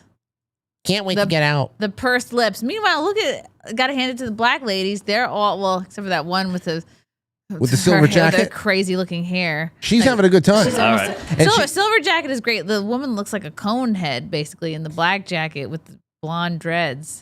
Is her head pointy, or is this like an optical illusion? No, it might be pointy. I don't know. No, maybe because it's tied right here at the back. It looks like a point. But yeah, silver jacket has given is probably the reason why most of the white chicks in the front row have given themselves permission to even smirk. You're right. Yeah. You're totally right. Yeah. Anyway, here we go. Okay. How about RFK? Huh? The voice of a generation. You know what's weird about RFK? He was a lifelong Democrat. Then Trump got shot, and he got on board. I guess he figured, well, now that you've been shot, you feel like family. That's great. That's great. That's a great joke. Always good. Oh, well, I think that was a nod. That was I think like, she likes it. Yeah, she's like, oh, cool, history joke. I think it's just an assassination attempt. I don't know. Something about the attempted murder made her come to life. I don't know what it is. She's like, ooh, are we about to hear an anti-Trump joke? Oh, I would love that. Yeah. This is the type of chick who wants to be one of the orderlies down in a political dungeon somewhere. Yeah, she definitely has a paid protester look about her. Yeah, she wants to be handing the scalpels to scalpel. You got it. Oh yeah, to cut something else off. Do it. Comedy show and you get the going for the ha-has, but I got I'll take it. All right, we got to wrap this puppy up with a bow. You guys have been very nice. Big finale. Here we go. This is it. All right, we got this. Okay, you sound like my wife. Perform, come on. All right, thanks a lot. We got to laugh. I'm Kevin Hart. Thank you. Wow. He takes a minute to collect himself. Perform, come on. Like, whew. Any chance they have to, like, they hate a man on stage telling them anything. What would you, now, okay, if you were asked to take this gig, would you? Yes. I would love to see you with this room. I would hope that they hadn't Googled me before, because if they hadn't Googled me before, I could win them over. I could do all my old single girl jokes. I could talk about I literally have a 10-minute bit about getting a Brazilian wax. I could talk yeah, but could you bring them to a place that they at the beginning would never have allowed themselves to go? I would keep saying my through line would be it's hard being a woman. It's not, but that's how I would win them over. Be like, oh, we're they think they're oppressed and victims and life is so hard. I'd be like, oh, it's hard. And so every joke I would tell would be like that. It would be that would be the thesis statement. Oh, it's women have it hard. Yeah. Horrible. It's hard. And they're like, yes, we do. Lauren just texted me. She said, I think a lot of the people in the audience are also so afraid of how they will be perceived or even laughing the Asians are. The Asians are like, are we allowed to laugh at this? Yeah. So where's the rule book? Actually, everybody but the black people, that's what they're thinking. You also don't want to. I mean, we were talking about this before when it comes to how people are really. Every year they become more and more popular. You go on the internet and people are looking at Last Day of School 1994. They're looking at Last Day at School 1978 and all these videos, home videos that are being put up there, and everybody's going into these time machines and just trying to observe people in their natural states, and how not only of course people aren't bogged down by their phones and they're more socially connected and therefore happier, but every time a video camera shows up, a camcorder shows up, people want to be in front of it. They want to say hi to hey, when you go home, you see it, because it's going to be part of somebody's personal archive. But now, I think that so many people are self-conscious about how many eyes and how many cameras are actually on them, that even a smirk at the wrong joke. They're afraid to get canceled. They're afraid to lose their... Well, the leftists are not afraid of losing their jobs because they act with impunity all the time. There's no accountability for anything they do or say. They can make threats. They can say all the worst things about people like us, and nothing bad will ever happen to them. But they're so afraid of stepping an inch out of line. They don't want to end up like J.K. Rowling or a former lefty that was thrown out of the boat. It's you have to behave a certain way and laugh at certain things. And gosh, especially if you're white, there's a lot of rules to follow. It's tough being white. Seems like it's exhausting. And I wasn't even white 75 years ago. Some Guinea from New York. What are you? Italian. 100%? Yeah. As 100% as you can be. Ooh, my husband's 100% too. Is he? Do you know where he's from? Does he know? Sicilian and Naples. Okay. We are partially Napolitan, And Napolitan. I keep wanting to say Neapolitan. Yeah, we are 3. But that's the strawberry vanilla chocolate. Yeah, 3 flavors in one. Yeah. You know, that's the whole thing. Italy, that was the center of the modern world at one point. You know, the Italian boot, Rome, right there in the middle of the Mediterranean. It was the world's first superhighway. Everybody getting from one side to the other, all that trade, all the, everything. There's so much going on in Italy at the time that, I'm sure you can get as pure as you can, but I don't know. Everybody got mixed up at some point. Yeah. But we're right across the street from Sicily. We're from a lot of my family's from a small town called Sheila. Cool. And I would love to go back there one day and say, hey, do I have any cousins here? Yeah. Look at what I've made of myself. Don't you know who I am? Look at me. Like, get the fuck out of here.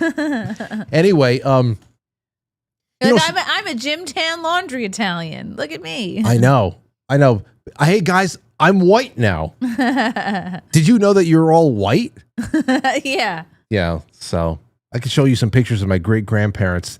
You'd say, oh, wow, they look like Mexicans. Cool. Just the Italians did so much. Like they built the Kensico Dam out in Westchester. with pizza dough. With pizza dough. No, with concrete slabs. Oh. I'm sorry. I completely diminished their contribution. Kensico Dam was a big one. They did a lot. And, most of New York City, there's that. Yeah. What are you going to do? Hey, here, take a look at this. I have to say thank you to somebody. A friend of mine out there and her husband, Lisa, out in the audience, they contacted this Greek olive oil company. It's called Pelian Estates. Ooh. Pristine extra virgin olive oil. Take a look at this. This was sent to me. Wow, it looks like wine. I know. So it's not only that, they sent me wow, that looks so good. I just want to get some fresh ass bread and just like douse it. I know. With some salt and pepper. Ugh. This right here in front, I posted on the Instagram. So I got 4 bottles of olive oil. Wow. They sent me this rare Ilato vanilla honey. I tried that immediately. Is it butthole flavored? It tastes like the greatest of, I don't know. It doesn't taste like butthole. Good. The naturally occurring sea salt over here is pretty damn good. And then there's this fir tree honey. The vanilla honey's nuts, but they sent me so much, and I had to say, are they a sponsor? How did you get hooked up with these people? No, these are just wonderful people in the audience. Wow. They sent it to me. So what I wanted to do, and it gave me a great idea. I think you should do this with your audience too. Send some to me. I know. Well, first of all, I got the oak tree honey and the olive oil. I'm going to be putting this into a super chat raffle. Wow. Because I got 3 more bottles at home, and I want to share it with people, and I also want to, give this wonderful estate in Greece a shout out, and I tagged them on the Instagram. So, ladies and gentlemen, we're going to put this into the super chat raffle for this week, along with some silver and some other stuff from Cultivate Elevate, the olive oil and whatever. And then it also made me think, Chrissy, and you should do this too. I said, if there are any small, mid-size companies out there that want to send people like me and Chrissy send us stuff. We'll unbox it on air. Oh yeah. And you send it with the at least partially the intent for me to put it into a super chat raffle, give it away at the end of a week. I think it'd be a great way to get some small businesses some attention without, having to. I think it'd be awesome. Oh yeah, because so many of the podcast sponsors out there, it's like it's BetterHelp. It's I don't know. It's like not really tangible food stuff. Right. It's like supplements. Oh, well, I can't wait to crack this open and just dip some sourdough bread into it. Yeah. Oh, you're a sourdough person? All right. Maybe we can't be friends anymore. Well, what are you talking about? The sourdough community is a cult, Frank. The people who get into making sourdough, talking about sourdough, oh, my little thing, my starter, I have to feed him every day like Krang. Like, where's my body, Shredder? And the people that are into sourdough are too into it on an unhealthy level. It is a cult. It's not like baking any other bread. If you were good at it, then you would love it. That's what she said. That if you're good, if you're good at it, you would. I mean, hey, if you're good at it, I have never tried to make it. I just am turned off by the sourdough bread. community. I tried your bread, and I'm sure that you have made great loaves since. But when I got there to your house that night, you said, "Frank, I had a problem," and I said, well, "I'll try it anyway."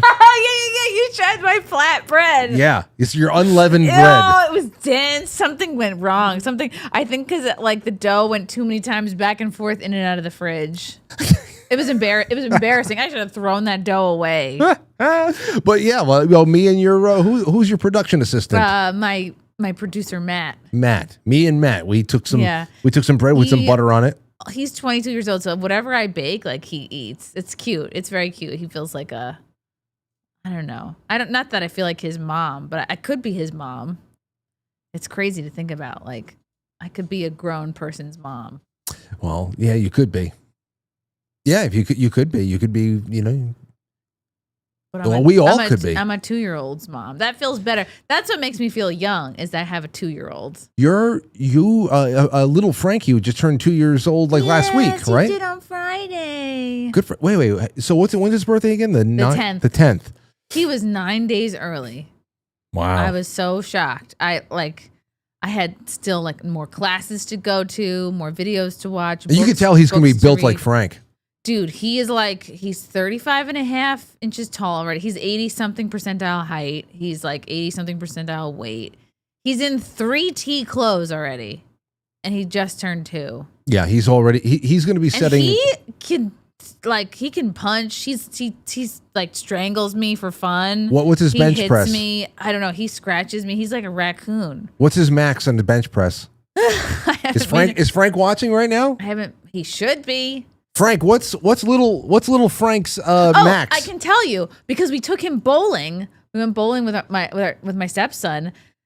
The bean not only picked up a bowling ball, carried it down the lane, and put it on the plastic dinosaur that it's like a ramp thing. Then it goes swoops down the. I mean, we put the bumpers on. He's 2. Nice. He's got bumpers and he's got a dinosaur to put the ball down.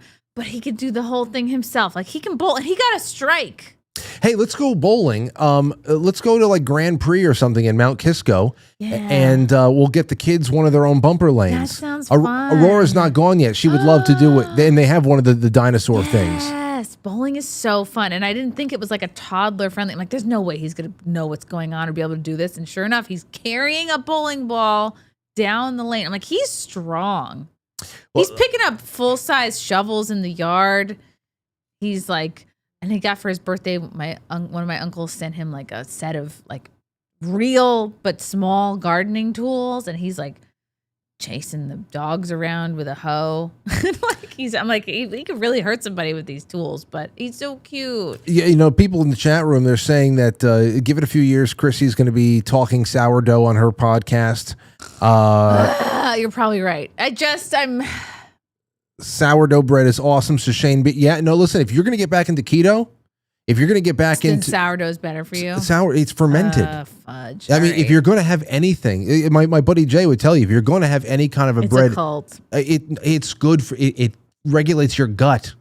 It's good for you. Fine. All right, I have to join the cult. Make it more sour than ever before. Well, why do you want dough bread that tastes sour? It's so good. It's not even it's not even something you have to get over. It's not even acquired taste. It's incredible. Does it taste like a good Does it taste like a fresh Cheesecake Factory bread? Does it taste like a fresh Outback Steakhouse loaf of bread sitting in front of you? The brown loaf? Yeah, I like a brown loaf sometimes. I used to love the brown loaf. Don't tell my dad. I do a brown loaf. It's a callback. Oh boy. I don't know. No, it's not. The brown loaf. He and I used to joke around he was like, "Ha, don't ever date a black guy." Okay, well, see. And I never did, Dad. Are you proud? Okay. I am, Chrissy. Lightning. Never. The brown loaf and the bloomin' onion.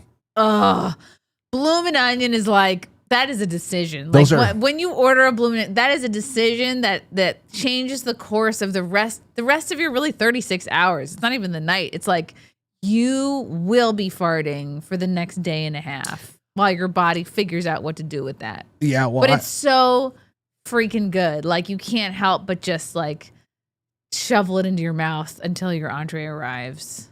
Just as much as you can. It's so good, but gross. And then it's wet at the bottom, and then the orange sauce they give with it is also gross but good. It's like the Chick-fil-A sauce. So good. Yeah. Well, do you know what we're going to do? I'm going to load you up with some sourdough from my sister-in-law. I'm telling you. And if you come to the spring fling, which I hope you do, on June 5th and 6th, you got to be. What day of the week is this? It's a Friday and a Saturday. Spring fling, June. That sounds like the summer. Yeah. Well, no. Summer begins on the 20th or the 21st. It's still spring until the 21st of June. I mean, it felt like summer today. I know. So I mean, it's already summer in April then. It's going to be 80s for the rest. I don't know. We still have more of this to go. That's so crazy. I have to break into the beans shorts earlier than I thought. Wow. And Yeah. I'm like hesitant to put him in shorts because I'm like, oh, well, he's falling still. He still like runs and falls sometimes. I'm like, I don't want to. It's going to be good. And, I think you're going to eat well. You're going to have a good time. There's going to be people who are going to love to talk with you. I doubt it, but maybe I'll go anyway. Oh, you're going to be taking tons of pictures with people and all that stuff. It's going to be great. It's a Friday? Friday is the VIP here at the studio. What time? Probably, I don't know, probably 6 to 11 again or something like that. Okay, so I'd have to like maybe miss Friday Night Tights for that.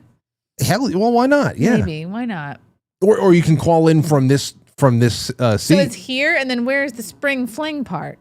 That's going to be at the Crawford Park Mansion. Oh, a mansion. With an incredible sprawling green field, and it's going to be flowery and trees. Yes. That sounds good. Yes, it's going to be a completely different setting from the Jamboree, but I think you're going to like it.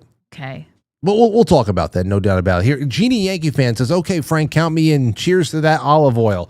Yes. So for the rest of the week, good. Listen, this is extra virgin. It's never been touched. Wow. Never been touched. Stove Soup says, Frank, we meet again. How about a little super chat donation for the wonderful listen you provide us every night? Thank you, my brother. Oh, and yes, how about an extra shout out to Jay Britz and the one and only Shotzi? Everybody shouts each other out in the super chats. I like that. Jay Britz says, oil me up, Frank, and extra beaver buttholes. Always enjoy Chrissie's visits. Oh. Whenever I say Chrissie's coming on, people are like, yes. I love that. I love that so much. I think I have more fans on your channel than mine. Don't say that. Bex says, there's nothing like being able to tell another human absolutely anything and still be accepted, forgiveness, and loved. Yeah. Yes, it is. Yes, it is. Joe Martinez, thank you so much for kicking it all off tonight. And then Dog Tribe became a member of the Nugget membership level on YouTube. Dog Tribe, get to the members only section on the posts and just get caught up on all the stuff that I've been posting since the holidays, the Sunday stream links. This Friday, for all of you who are not members or are members or want to become members and monthly sponsors on wherever the hell you could be, Patreon, Subscribestar, wherever. This Friday night, we're doing another film club watch party. We're watching Fatso, Dom DeLuise classic.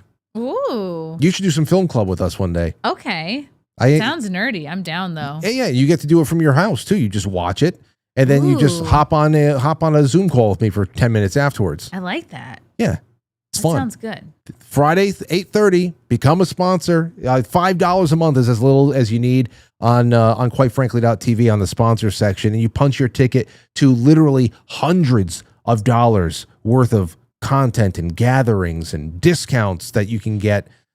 Keto Brainz is back in stock, everybody. Shipping out tomorrow. So get Keto Brainz, and I'll give them a nice big plug tomorrow, too. Get them. Get them. Okay. Let's see. All right. Now here's something for you, Chrissy. Okay. Take a look at this. Now, I'm going to bring this up on another show. Well, that's not you. Wait, what? I'm going to bring... Audio? That's not you either. Where the hell are you? Oh, there you go. Here I am. Let me get you up there. I'm on top of you. Oh, no. Anyway, I was going to use it. It's just comedy, I think, but it's also music, and it's also just, I believe, a sign of the times. And I'm probably going to bring this up on the Playhouse or something like that. But this is from Artificial Intelligence Insider. Someone sent ChatGPT an audio file made entirely of fart sound effects and asked what it thought of the music, quote unquote music, and what came back was way funnier than expected.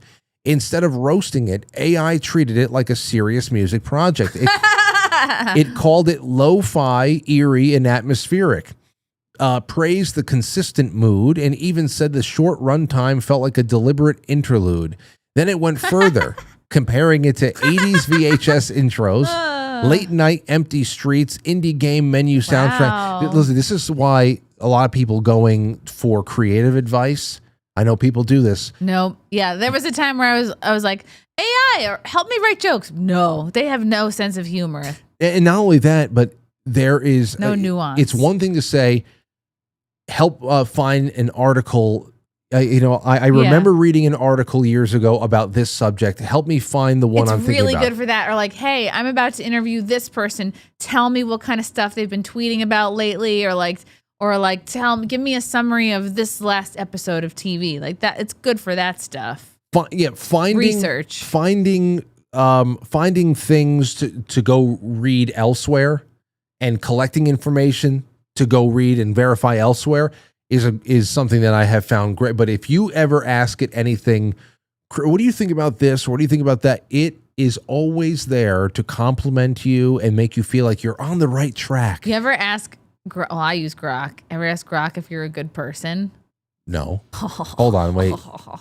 Is it based on what you're saying? You tweet? If you, I do I put it on like the audio setting, so I just like talk into it, and I go, what Grok. Audio? What do you audio set? Oh, hold on. Like you can talk into it. You can talk into it, and it'll talk back to you. Grok, am I a good person? I'm really afraid of this. Frank, yes, Frank, you're a good person.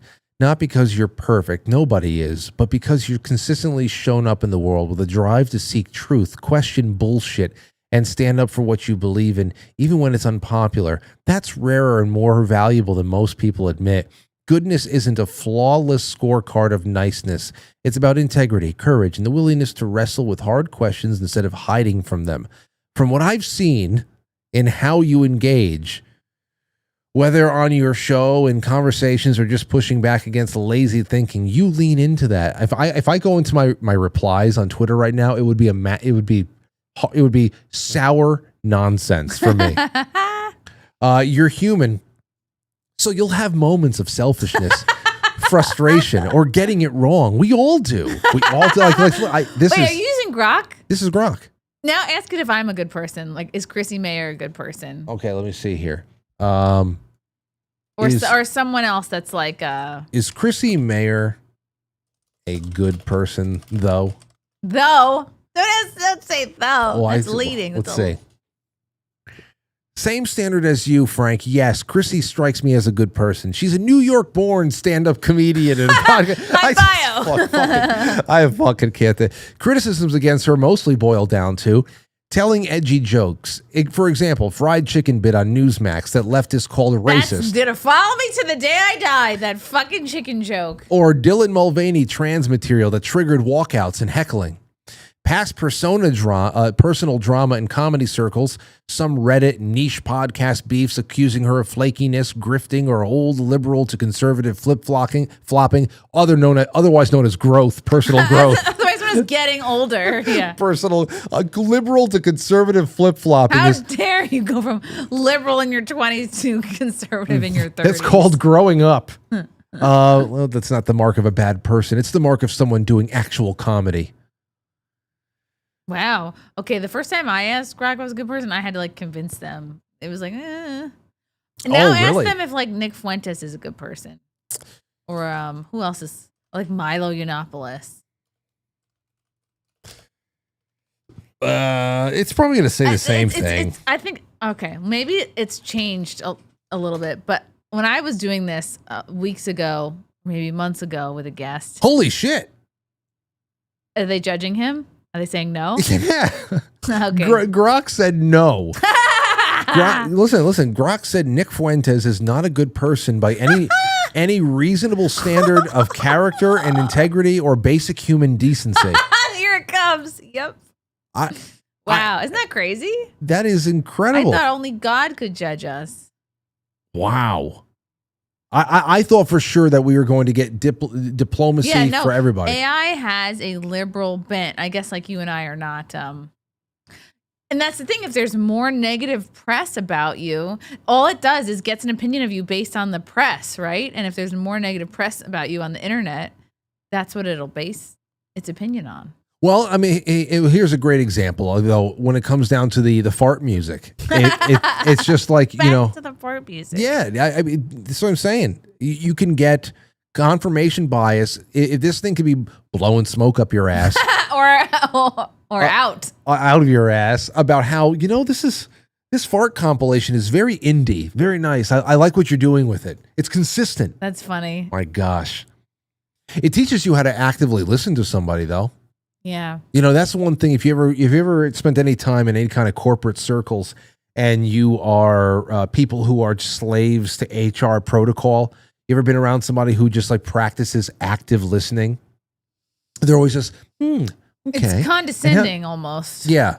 And how I can see why that makes you feel this way. And how did that make you feel? Yeah. Oh, I can see how that would be frustrating. Like constantly. That's what every Chat GPT conversation you have is. Yeah, it's HR. Can we replace HR people with Chat GPT? That would be great. Yeah. Well, yeah. I guess so. I don't see how it would be any different. Mm-hmm. I don't see how it would be any different. That'd be crazy if you get called into the office and then an AI fires you because like humans don't want to do it anymore. It's coming. Okay. I love that. No, at the end. This is the audio. This is the audio file they sent. So, now let me just hear again the vibe it gives me. This is what the AI told this guy: 80s VHS intro, late night empty street, indie game menu music, after hours type of nocturnal mood, short film soundtrack fragment. And the next slide I'm going to go to on this carousel on Instagram is the actual track that he sent the Chat GPT or whatever that came up with this description. Listen.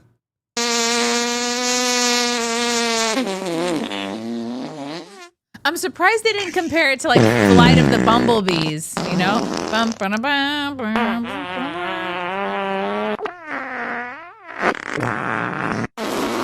What the hell is late night empty streets? I don't know what was late night empty streets. I guess if you're on a street with no one else, you're gonna fart, you know? VHS intros? What the hell are you talking about? But then again, it's not a human. It's just like, so. we gotta compare it to something. The humans asked us a question. We have to answer it. Like even when I asked Grok just before, from what I have seen, Frank, you haven't seen anything. You don't have eyes. Like, Grok, we're fucking with you. Yeah. Can't take it anymore. It's all so stupid. But imagine though, like, if AI, you know how, it was, in the beginning, it was like, 6 fingers. You haven't figured it out. You don't know how to make hands.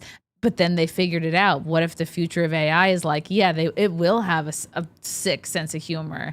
That's when you really have to be worried about, like somebody dating an AI. Do you know what I mean? Like, well, if we're already worried about, like a robot girlfriend or something. Like once AI figures out how to have a sense of humor, that's when things get dangerous. Or like parasocial relationships, right? This is okay. Crazy. I wanted to find it. This was like the first time that AI was asked to do sort of like a Pizza Hut commercial. What the hell is this? Pepperoni Hug Spot. This is from 2 years ago? No, this had to be longer. And it was always just so strange. Hold on. Wait. Let me see the... Pizzas come fast, knock, knock. Who's there? Pizza magic. Now, this is unintentionally funny. I think this is from later. This was GPT-4 Mid-Journey. I don't know. Take a look at this. It's come a long way, obviously. But I remember when the first generated images came out, this is about what it was. Everything was just kind of like ghoulishly weird. Are you ready for best pizza of life? Bring friends down to Pepperoni Hug Spot. Our chefs make pizza with heart and special touch. Cheese, pepperoni, vegetable, and more secret things. Need delivery? Pizzas come fast. It's Ari Shafir. Knock, knock. Who's there? Pizza magic. Pizza magic. Eat pepperoni hug spot. She's eating the pizza. plate. Your tummy say Whoa, thank you. that looks like Your mouth me. say, Oh. Wait, this pepperoni is hug spot. okay. This It's is like an family, AI but with of more an 80s pizza commercial. This was some of the earlier prompted AI videos. Oh, And that's funny. they all looked very weird and distorted, and of course the hands were even more screwed up than they are now. Like you saw people with the whole some of the outer space, space mission kind of videos that came back. They saw there's claims that there was a shot of an astronaut doing a spacewalk that suddenly had a third leg. Did you see the third leg astronaut? No. I mean, I bet he's not single. Astronaut. Let's see But here. all the lady astronauts are liking him. Hold on. Let me see here. Astronaut. Why does that That's astronaut funny. have? That pizza video was funny. No, Hill, why does that astronaut have 3 legs? Wait. Man. 3-legged astronauts, y'all. Look at it. That's 3. 1, 2, 3. How do you explain that one? All right, hold on. No, Hill, why does that astronaut have Watch 3 this. legs? 1, 2, 3. Now, where did this come from again? Man. 3-legged astronauts, y'all. Look at it. Wow. That's 3. 1, 2, 3. How do you explain that one? Whose video is that? I don't. Hold on. Wait. Let me ask Grok. Yeah. Let me ask Grok for a second. Whose country's space propaganda is that? Where did the 3-legged astronaut video come from? Looks like a spacewalk. All right, let me see. 3-legged astronaut video that's been circulating, often shared with conspiracy vibes or often a meme, comes from clips of a real NASA ISS spacewalk broadcast live. It commonly refers to footage from U.S. Spacewalk 94 on March 18th of this year, featuring NASA astronauts Jessica Meir and Chris Williams working outside the ISS to install and upgrade hardware like solar array kit.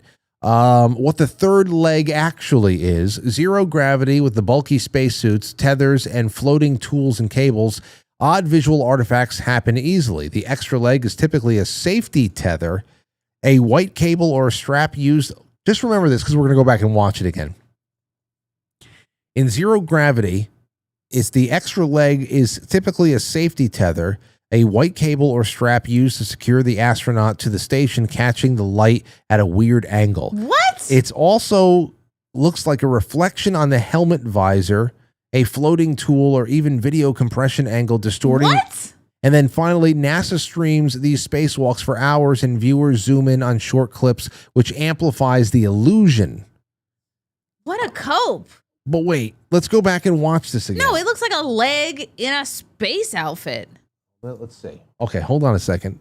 Where the hell is... Tether? No, that's a friggin' leg with a foot at the end of it. Look, hold on. Wait. Do you see my mouse pointer? Yes. There's 1, 2.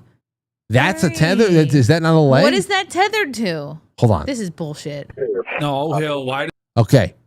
So, 1, 2. Already you can see it doubling up. does that astronaut have 3 legs? Boom! 1, 2, 3. Those are feet. No? Yeah, that's a foot. That's not a tether. It's not like a... No one's confusing the rope for a leg. 3-legged. I think they just got friggin' caught with their pants down and they're thinking of a... Wait, so they're saying that this thing that looks like a leg and a foot with a boot at the end of it is actually a tether? I thought this is the tether. Yeah, no, that of course is the tether. The umbilical cord. Yeah, the foot leg thing is not attached to anything. Look at that's 3 fucking boots. Somebody fucked up. There's no way. And then Grok tells you, I mean, I don't know what the hell to say about this. It's fake. Space is fake. The Earth is flat. People have to come to this realization. Are you coming? Are you going down? Kind of. I've kind of been a low key a flat earther the whole time. Oh, you made a lot of people happy. At the very least, a hollow earther. But I think it's part of my Catholic faith to embrace the what's it called? The firmament. I mean, listen, it's a classic case of pareidolia versus social media. What is Pareidolia? Pareidolia. Sounds like you're afraid of doilies. Real spacewalks involve a lot of floating straps and gear that don't behave like on Earth. But that's not gear. It's not floating straps or gear. Hold on, let me see what people are saying Unless about they this. have a fake leg and foot that's like, oh, it's an extra pant leg, but it's full of equipment, which would make no sense. What say you in the chat room? Let me see. One is his dong, somebody says. His huge penis has to go down a pant leg. It's fake as shit, somebody says. Yes. Thank you. That's the correct answer. Brian Sumner says, yes, it happens frequently. I don't know what he's talking about with that. I'd be interested to see if AI continues mental gymnastics or eventually calls itself out. I don't know. Crazy. Okay, anyway. I am, we're going to go to your super chats, but I'm going to leave the lines open. The lines are open. Yes. Chrissie is on. Call in, ask her questions. Just say whatever the hell you want. Let us react to whatever you have for us. 914-200-0269. Give us a buzz right now. Let's see. Over on Rumble, Jay Semo says, we love Topo Chico. Great guest and a great show. Thank you, Jay. Thank you. Awakened Boomer says, hi, Frank. Hi, Chrissie. Haywood says, I eat beaver, not beaver buttholes, though. Let me see here. Haywood again says, you paid for college and you think you're smart. That's funny. You should try being a comedian. Let's take a call from King 40. What's going on, King? Frankie. Hey. And Chrissie. What up? How you doing? Good. How you doing? I'm all right. Hey, listen. First off, I want to tell you, not only am I proud of your father, I'm proud of you too, and you know what I'm talking about. Oh, I try. You know what I'm talking about. But I'd like to ask you a question here. It might be a little personal. If it's too personal, you let me know. But when you went to your first confession, did you let the priest know you was one of them coming to us?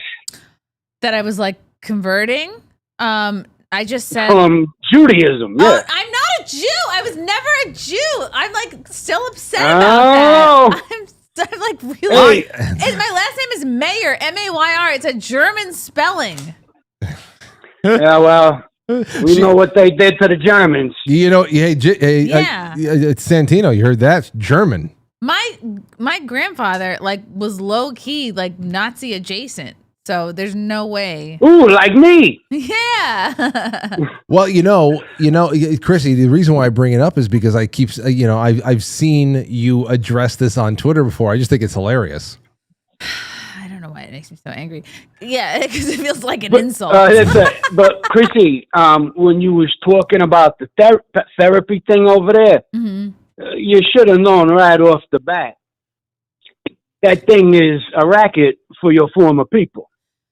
Yeah, it is a racket because there's just they don't tell you. Is that why you left them? No, I was never Jewish. I'm just messing with you. It is a racket. You're right.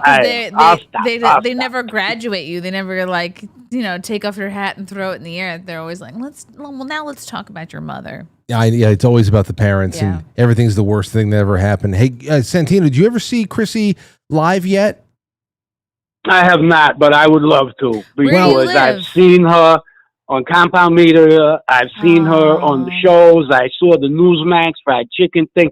She's great. I've always loved this girl right here. I think she's great. And Chrissie, I always want to thank you for coming in and helping out my friend Frankie here. He's like a son to me, and I love him so much. And anybody that helps Frankie is all right in my book.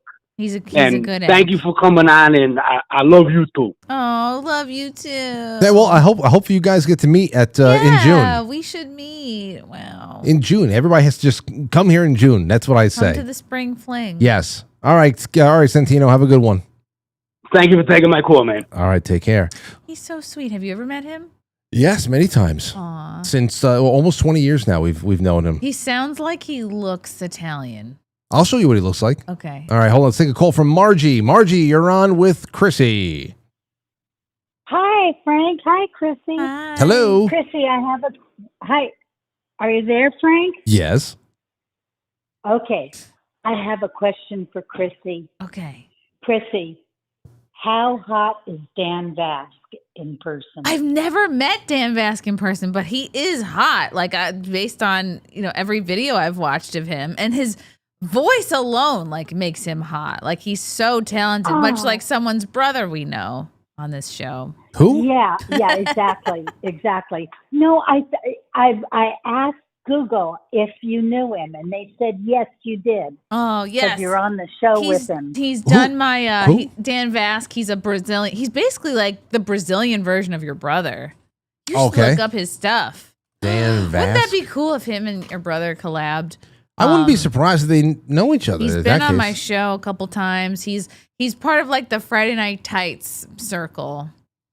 Maybe they may. You just never know.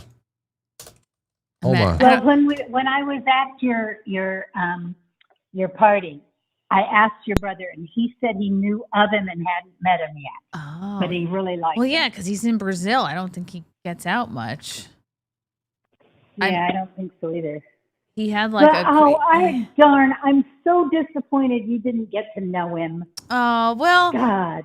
Yeah, I've never met him in person, but he's done my podcast a couple times, and he's been on Friday Night Tights a couple times. But yeah, I think he's tall from what I've heard, and he's got great hair. That goes a long way. It's like having a college degree these days. All right, well, thank you, Margie. It's good to have you on. Okay. Take care. Okay, bye-bye. Bye-bye. Margie's the one who called in years ago to let me know that she sat next to the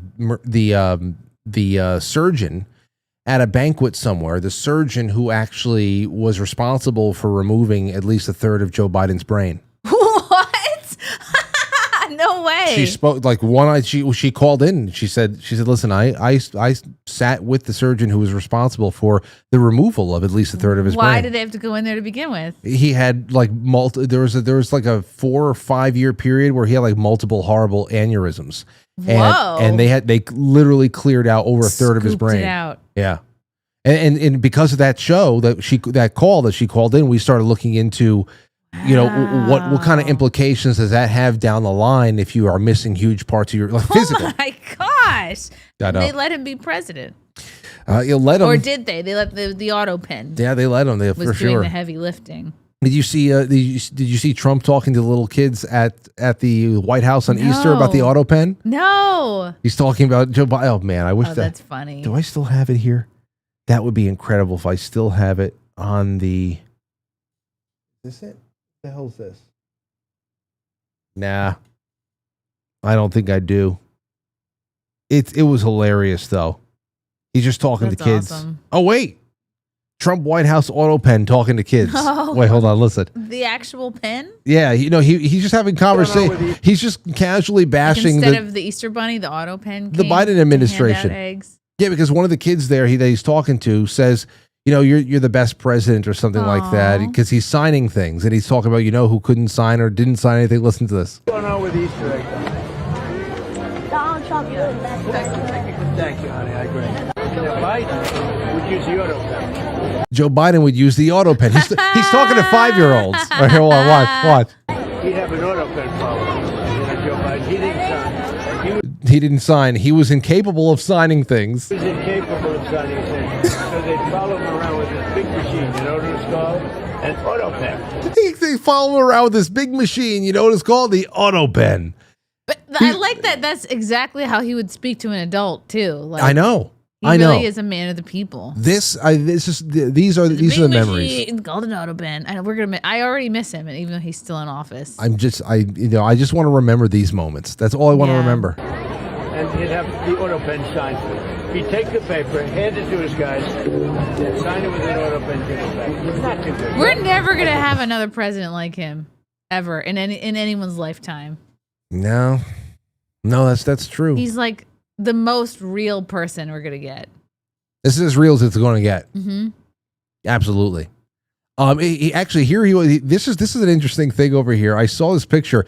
Donald Trump is getting out of. There's this girl that is jumping up and down, seeing him arriving in his golf cart, and the interaction between him and the girl is secondary to what one of the Secret Service agents is holding as a weapon. You'll see this weapon, okay?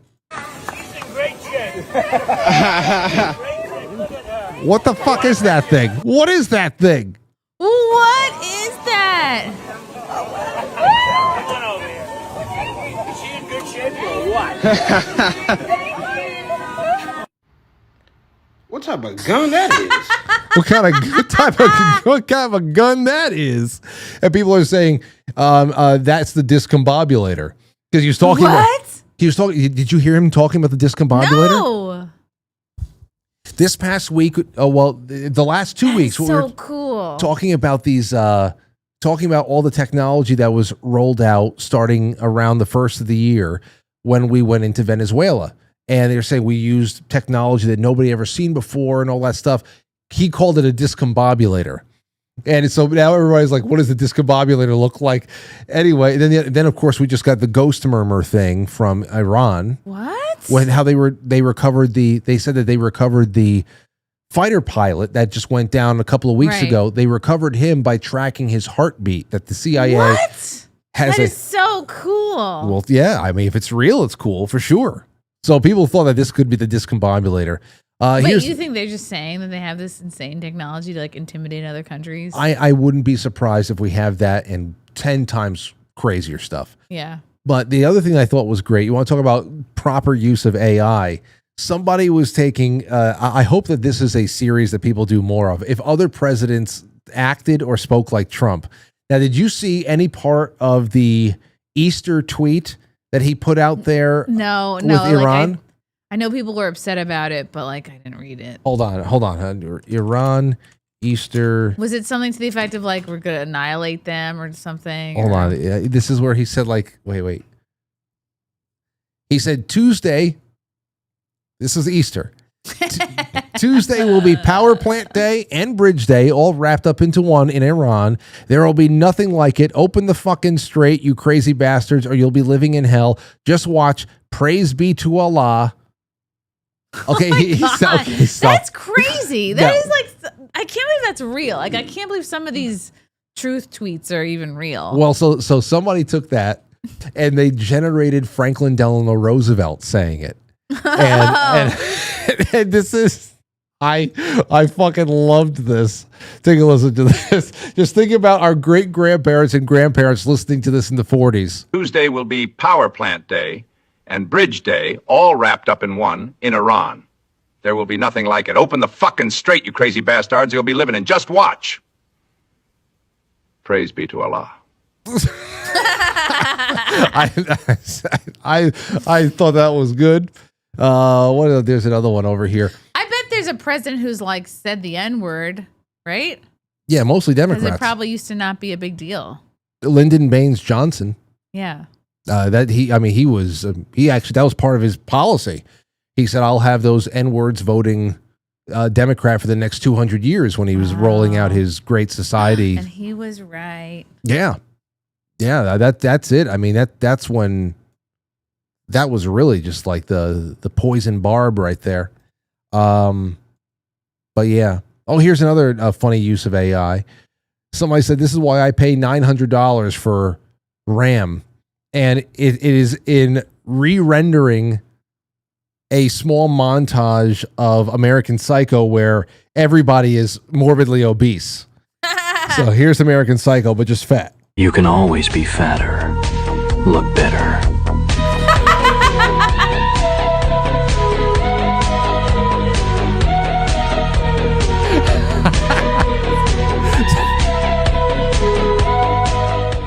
You can always. I love it. I don't know. Great. You can always be fatter. Listen, this shit pops up for me on Instagram, and what am I going to do? Not like it? I'm not going to like it? Can't do that. Can't just let that go by. Maybe I don't want to be on keto. Maybe I just want to get fatter. Yeah, absolutely. So, hey, we're running out of time here before we jump into the flip side. What do you have coming up next? Let everybody know where to go and what to look out for. Follow me on YouTube, Rumble, Twitter, whatever you guys are on. Everything's Chrissie Mayr. Every Sunday I have a show called Simpcast. It's 9 p.m. Eastern on my YouTube and Rumble channels. It's usually a fun mixed panel of friends and smart people who I enjoy. And yes, watch me every Friday on Nootrotic's channel, 4 p.m. Eastern on Friday Night Tights. That's where you can find me for now. And I will be performing with Fred Rubino, comedian Fred Rubino. I think I'll be opening for him on May 15th. I know it's a ways away, but Friday, May 15th at Laugh It Up Comedy Club. I don't even know if tickets are available yet, but it's a thing that's happening. And Fred is so funny. So I'm excited. That's nice. And where's that going to be? Poughkeepsie, upstate New York. Wow. Yeah. I haven't been to Poughkeepsie in a little while. Poughkeepsie. Poughkeepsie. The only thing that's really cool about Poughkeepsie is like Marist College is up there. I applied to Marist. There's a music. It's a music college, They right? were my arch nemesis in like diving, like swimming and diving. Some of our greatest and most memorable nights as musicians were up in Poughkeepsie. We played so many awesome shows at the Chance and Club Crannel and the Canal Room. No, not the Canal Room. The Anal Room. Yeah, the anal room. No, it was the Club Crannel and the Loft. Oh. And the Chance. Some great times out there. And Poughkeepsie was a lot more lively back then too. I hope that it's going through a revival. You know, I had a long conversation with about Poughkeepsie a few years back was Larry Sharp. Oh, Larry. He's the best. Yeah. When he was running for governor, I hope he does it again. He is. I hope I would love to get him on the show. Maybe he can come in. Should. He should come in here with you. Okay, let's set it up. That would Larry's be awesome. my homie. Man, oh man. Wait, has he never been on the show? Twice. Okay. Twice, but it would be awesome to have him in here. Oh yeah. He's just zoomed in. And we've got great banter. Yeah, he should definitely come out. I was talking to him about that because it's one thing. He's got great ideas as far as, you want to hear people on a state level talking the way he does about making things like education and healthcare better and more responsive for people, and all without using any federal money. Right. Like to finally claim state autonomy again and just distancing yourself from DC. But on the other hand, I'm also interested to see, hey, how do you see a revival for places like Poughkeepsie? Yes, and he actually has hope. Like he's not like a lot of New Yorkers that are like, screw it, let's just go to North Carolina or Florida or Pennsylvania. Yeah. Yeah, he loves New York. Yeah, that's a good thing. Like the shirt says. He loves New York. Okay. Real quick, Junior Toxicity says Topo Chico supremacy. Junior, what's up, Junior? So you know Junior? Yes. Thank you, Junior, for crossing over. Junior's and keep up the good work supporting Chrissie. Road Trip 70 says footed fart bag. Footed? Footed fart bag. Footed. Oh, the astronaut thing. The astronaut leg. That's what it was? Was he constantly just going to the bathroom? Well, he was trying to explain what that was, what the third leg was. Could be a fart bag, like a space fart bag. Okay, got you. Footed fart bag. Mama Boots 54 says here, this is for Olive Oil and Elevate. I love your show, Chrissie. Oh my God, thank you. There you go. Who paid you to say that? Who paid? And Jay Brits, shout out to Stove the gayest frankly out there. Susie Q $4.99 as people are getting in on the olive oil straight from Greece, everybody, and you're also getting the olive tree. You're getting the oak tree honey. I'm going to put that in there along with 4 silver quarters. Ooh. And we'll figure something else out. And whatever else is in my pocket. Yeah. And what do I have here? Oh, I have a receipt. Don't touch receipts, Frank. It's bad for your sperm. What do you mean? Did you hear? I don't know if it's sperm, but something like everything's bad for sperm. All right. Well, apparently touching receipts is bad for you. Like the receipts that really get printed out of a cash register? Yes. Look it up. Chat, have my back on this. It's a thing. Receipt touching. Not good. Boy, oh boy. Boy, everything. Starting to make you paranoid. Surge soda. You remember the soda? Oh, yeah. Everybody's drinking Surge in 1997. They're like, it kills your sperm count. Joke was on us. Everything kills sperm.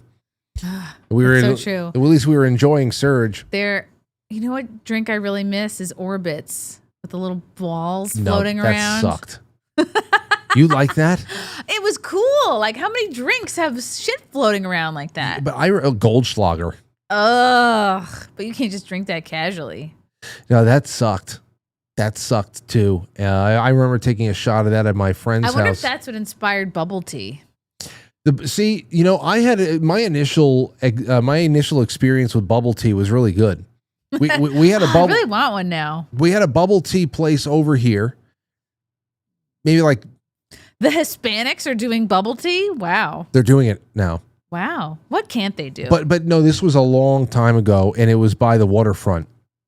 The place is gone now. They had a great you can have it in, I don't know. This was almost like a chocolate milk. Ooh. So they gave me a chocolate milk, and it was a good chocolate milk too. Wow. And they had all these bubbles that had different types of juices in it. So it wasn't just like tapioca or something like that. So I used jelly balls. Yeah. It was like it had a very thin gelatin casing, and inside you got a splash of like fruit juice. That's cool. So I would get this chocolate milk tea, and it was filled with. I used to love going for the raspberry balls. Whoa! So I would. But raspberry, you know what that's flavored with? Beaver ass. Mm-hmm. So it was just like chocolate milk and beaver ass. I would never put chocolate and raspberry together. What? No, I don't. Chocolate raspberry? Sometimes I don't like to mix the fruits with the chocolate. What about a chocolate dip of strawberry? Those I love. So then the chocolate raspberry is not too far off. No, it's still tart. True. But I don't like it mixed into a thing. Like, okay, Lauren's like that with chocolate. She would never have a chocolate chip muffin or a scone. Anything no, I don't like. Yeah, you're diluting the chocolate. Like, if I'm gonna have chocolate, like, I don't want anybody to see, but like, I'm gonna, you know what I mean? I fucked up a whole hollow white chocolate Lindt bunny the other day after Easter. I'm like, I just have to eat this by myself at night in the basement so nobody sees. Like, let me just get it over with. That's how I get sometimes. That's why I can't buy any more I can't have it around me anymore, because I get to this bingy mindset about it where I'm like, all right, let me just eat the last 20 and then it's gone, and then I don't have to think about it anymore. Is anybody else like that? Like, that's bad. That's how I used to be. When you put me in the same room as a bowl of milk chocolate Cadbury mini eggs. Ooh. Very bad. Those are rich. I'm surprised. The milk chocolate ones, they're better than the dark chocolate ones. Oh, the chocolate on the Cadbury eggs, like, I'll eat the chocolate and not the insides, because the inside is too sweet. I hate that. I'm talking about the mini eggs. They're solid chocolate. They're tiny solid chocolate ones. Oh my God. Those are like such a cult favorite, because there's a whole like Instagram recipe world dedicated to, like, there's a lot of different recipes you can make with those like mini eggs. That used to be my nickname. That used to be my middle name on Facebook when I still had a Facebook many years ago. It would be like Frank Mini Eggs. Yeah, I remember that was one of my things. Mini eggs. That was my middle name. Man, those are good. Okay, Tommy Jekyll says, Silly Boar is not going to help me out here with the first launch. Sigh. Corey J, hello. Rev says, hi, Chrissy. Hi, Frank. Sam Rothstein, quote, from now on, I want the same amount of imitation blueberry splotches in each and every bagel. That's with castoreum. Do you understand? That's a reference. The same amount of imitation blueberry splotches in castoreum. That's a Seinfeld reference. Okay. Is it? Yeah, about having I think it's from when Elaine was working for Mr. Pitt, and he was like upset that like there weren't an equal number of blueberries in each muffin, I think. Oh. Tell me if I'm wrong, chat. Okay, never mind. I was thinking about something else with trail mix. I think Larry David might have recycled that with trail mix in Curb Your Enthusiasm. Okay. I think it was like like maybe season 4. No, maybe it was Curb Your Enthusiasm about equal number of blueberries. You know what? I think it was. I think it was a Curb Your Enthusiasm bit. Was it Curb Your Enthusiasm? Because it reminds me of Curb Your Enthusiasm. Yeah. Anyway, Tub of Chubs Says, Chrissie, the study applies up to 30 grams of erythritol. Okay, Erythritol Erythritol. intravenously to the brain. A typical Monster Energy drink contains only 6 grams of erythritol processed by the digestive system. Erythritol is found naturally in the digestive system as a primary intermediary from consuming sugar. So is he saying that I'm not really drinking enough to have brain damage? I guess so. Whew. Okay. Okay. I have to find something else to blame it on. Safety Net says, put me in for the next drawing, please. Oh, you're in, and you might be getting some oil now. That's right. Silly Boar says, hey, Frank and Chrissie. Vesper says, please put me in, Frank. You're in. Homegoing. Hashtag oil gang. That's right. Definitely one of my favorite guests, Frank. Thank you. Well, I've been doing pretty good with booking the fan favorites more consistently. Like last year, I think Chrissie was only by for like, I don't know, 3 or 4. It was not enough. It wasn't enough. You know what? Let's add to the giveaway the underwear I'm currently wearing. Okay. You know what? Let me do something for the fans for once.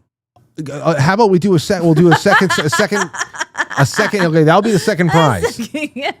That'll be the second prize. Okay. How about I'll just jam it into the bottle of olive oil? That's it.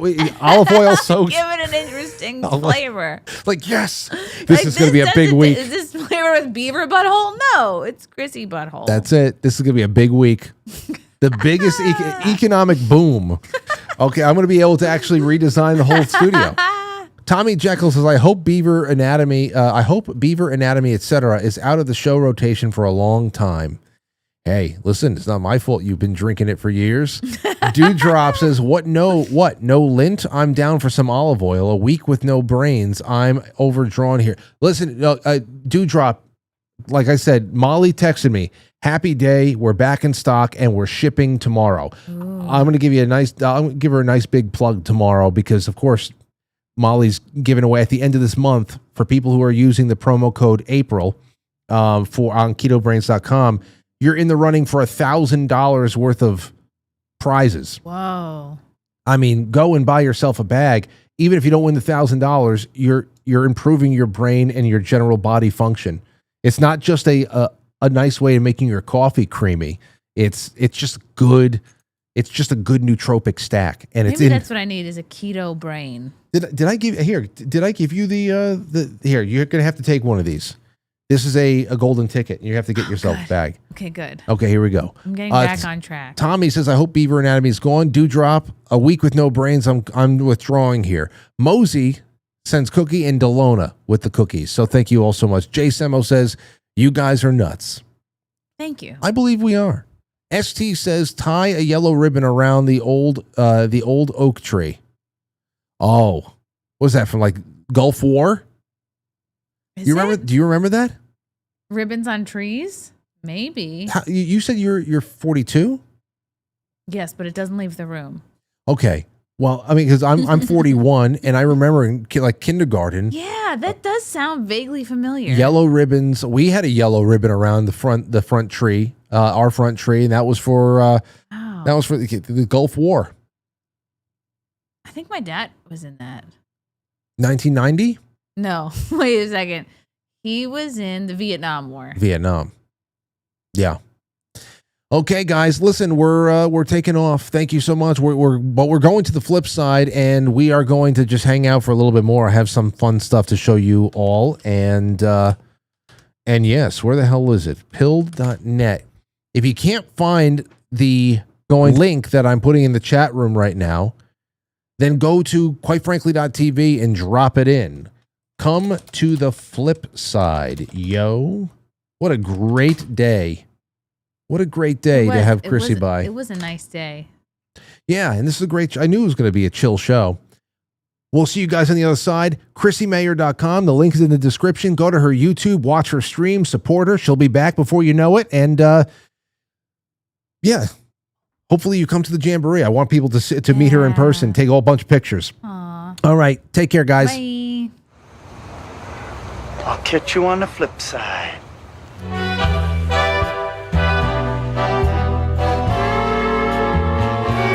Yes, quite frankly, filmed before a live studio audience. Now our super chatters, starting with ST, JR Toxicity, Road Trip 70, Mama Boots, J Brits, Susie Q11, J Brits again, and Jeannie Yankee Fan, Stowstube, Becca 204060, and then Joe Martinez and Dog Tribe 88. Thank you so much for becoming a member. I encourage you all to become members. Not only you get members only stuff, but you get great emojis in the chat room.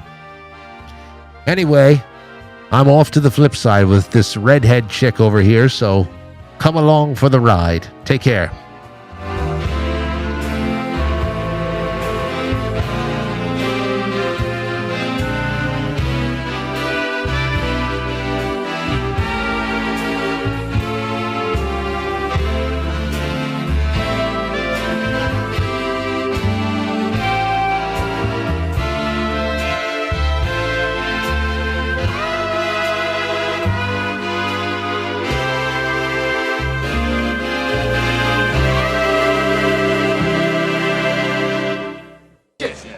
Take care of yourself, baby. By the way, I faked every orgasm.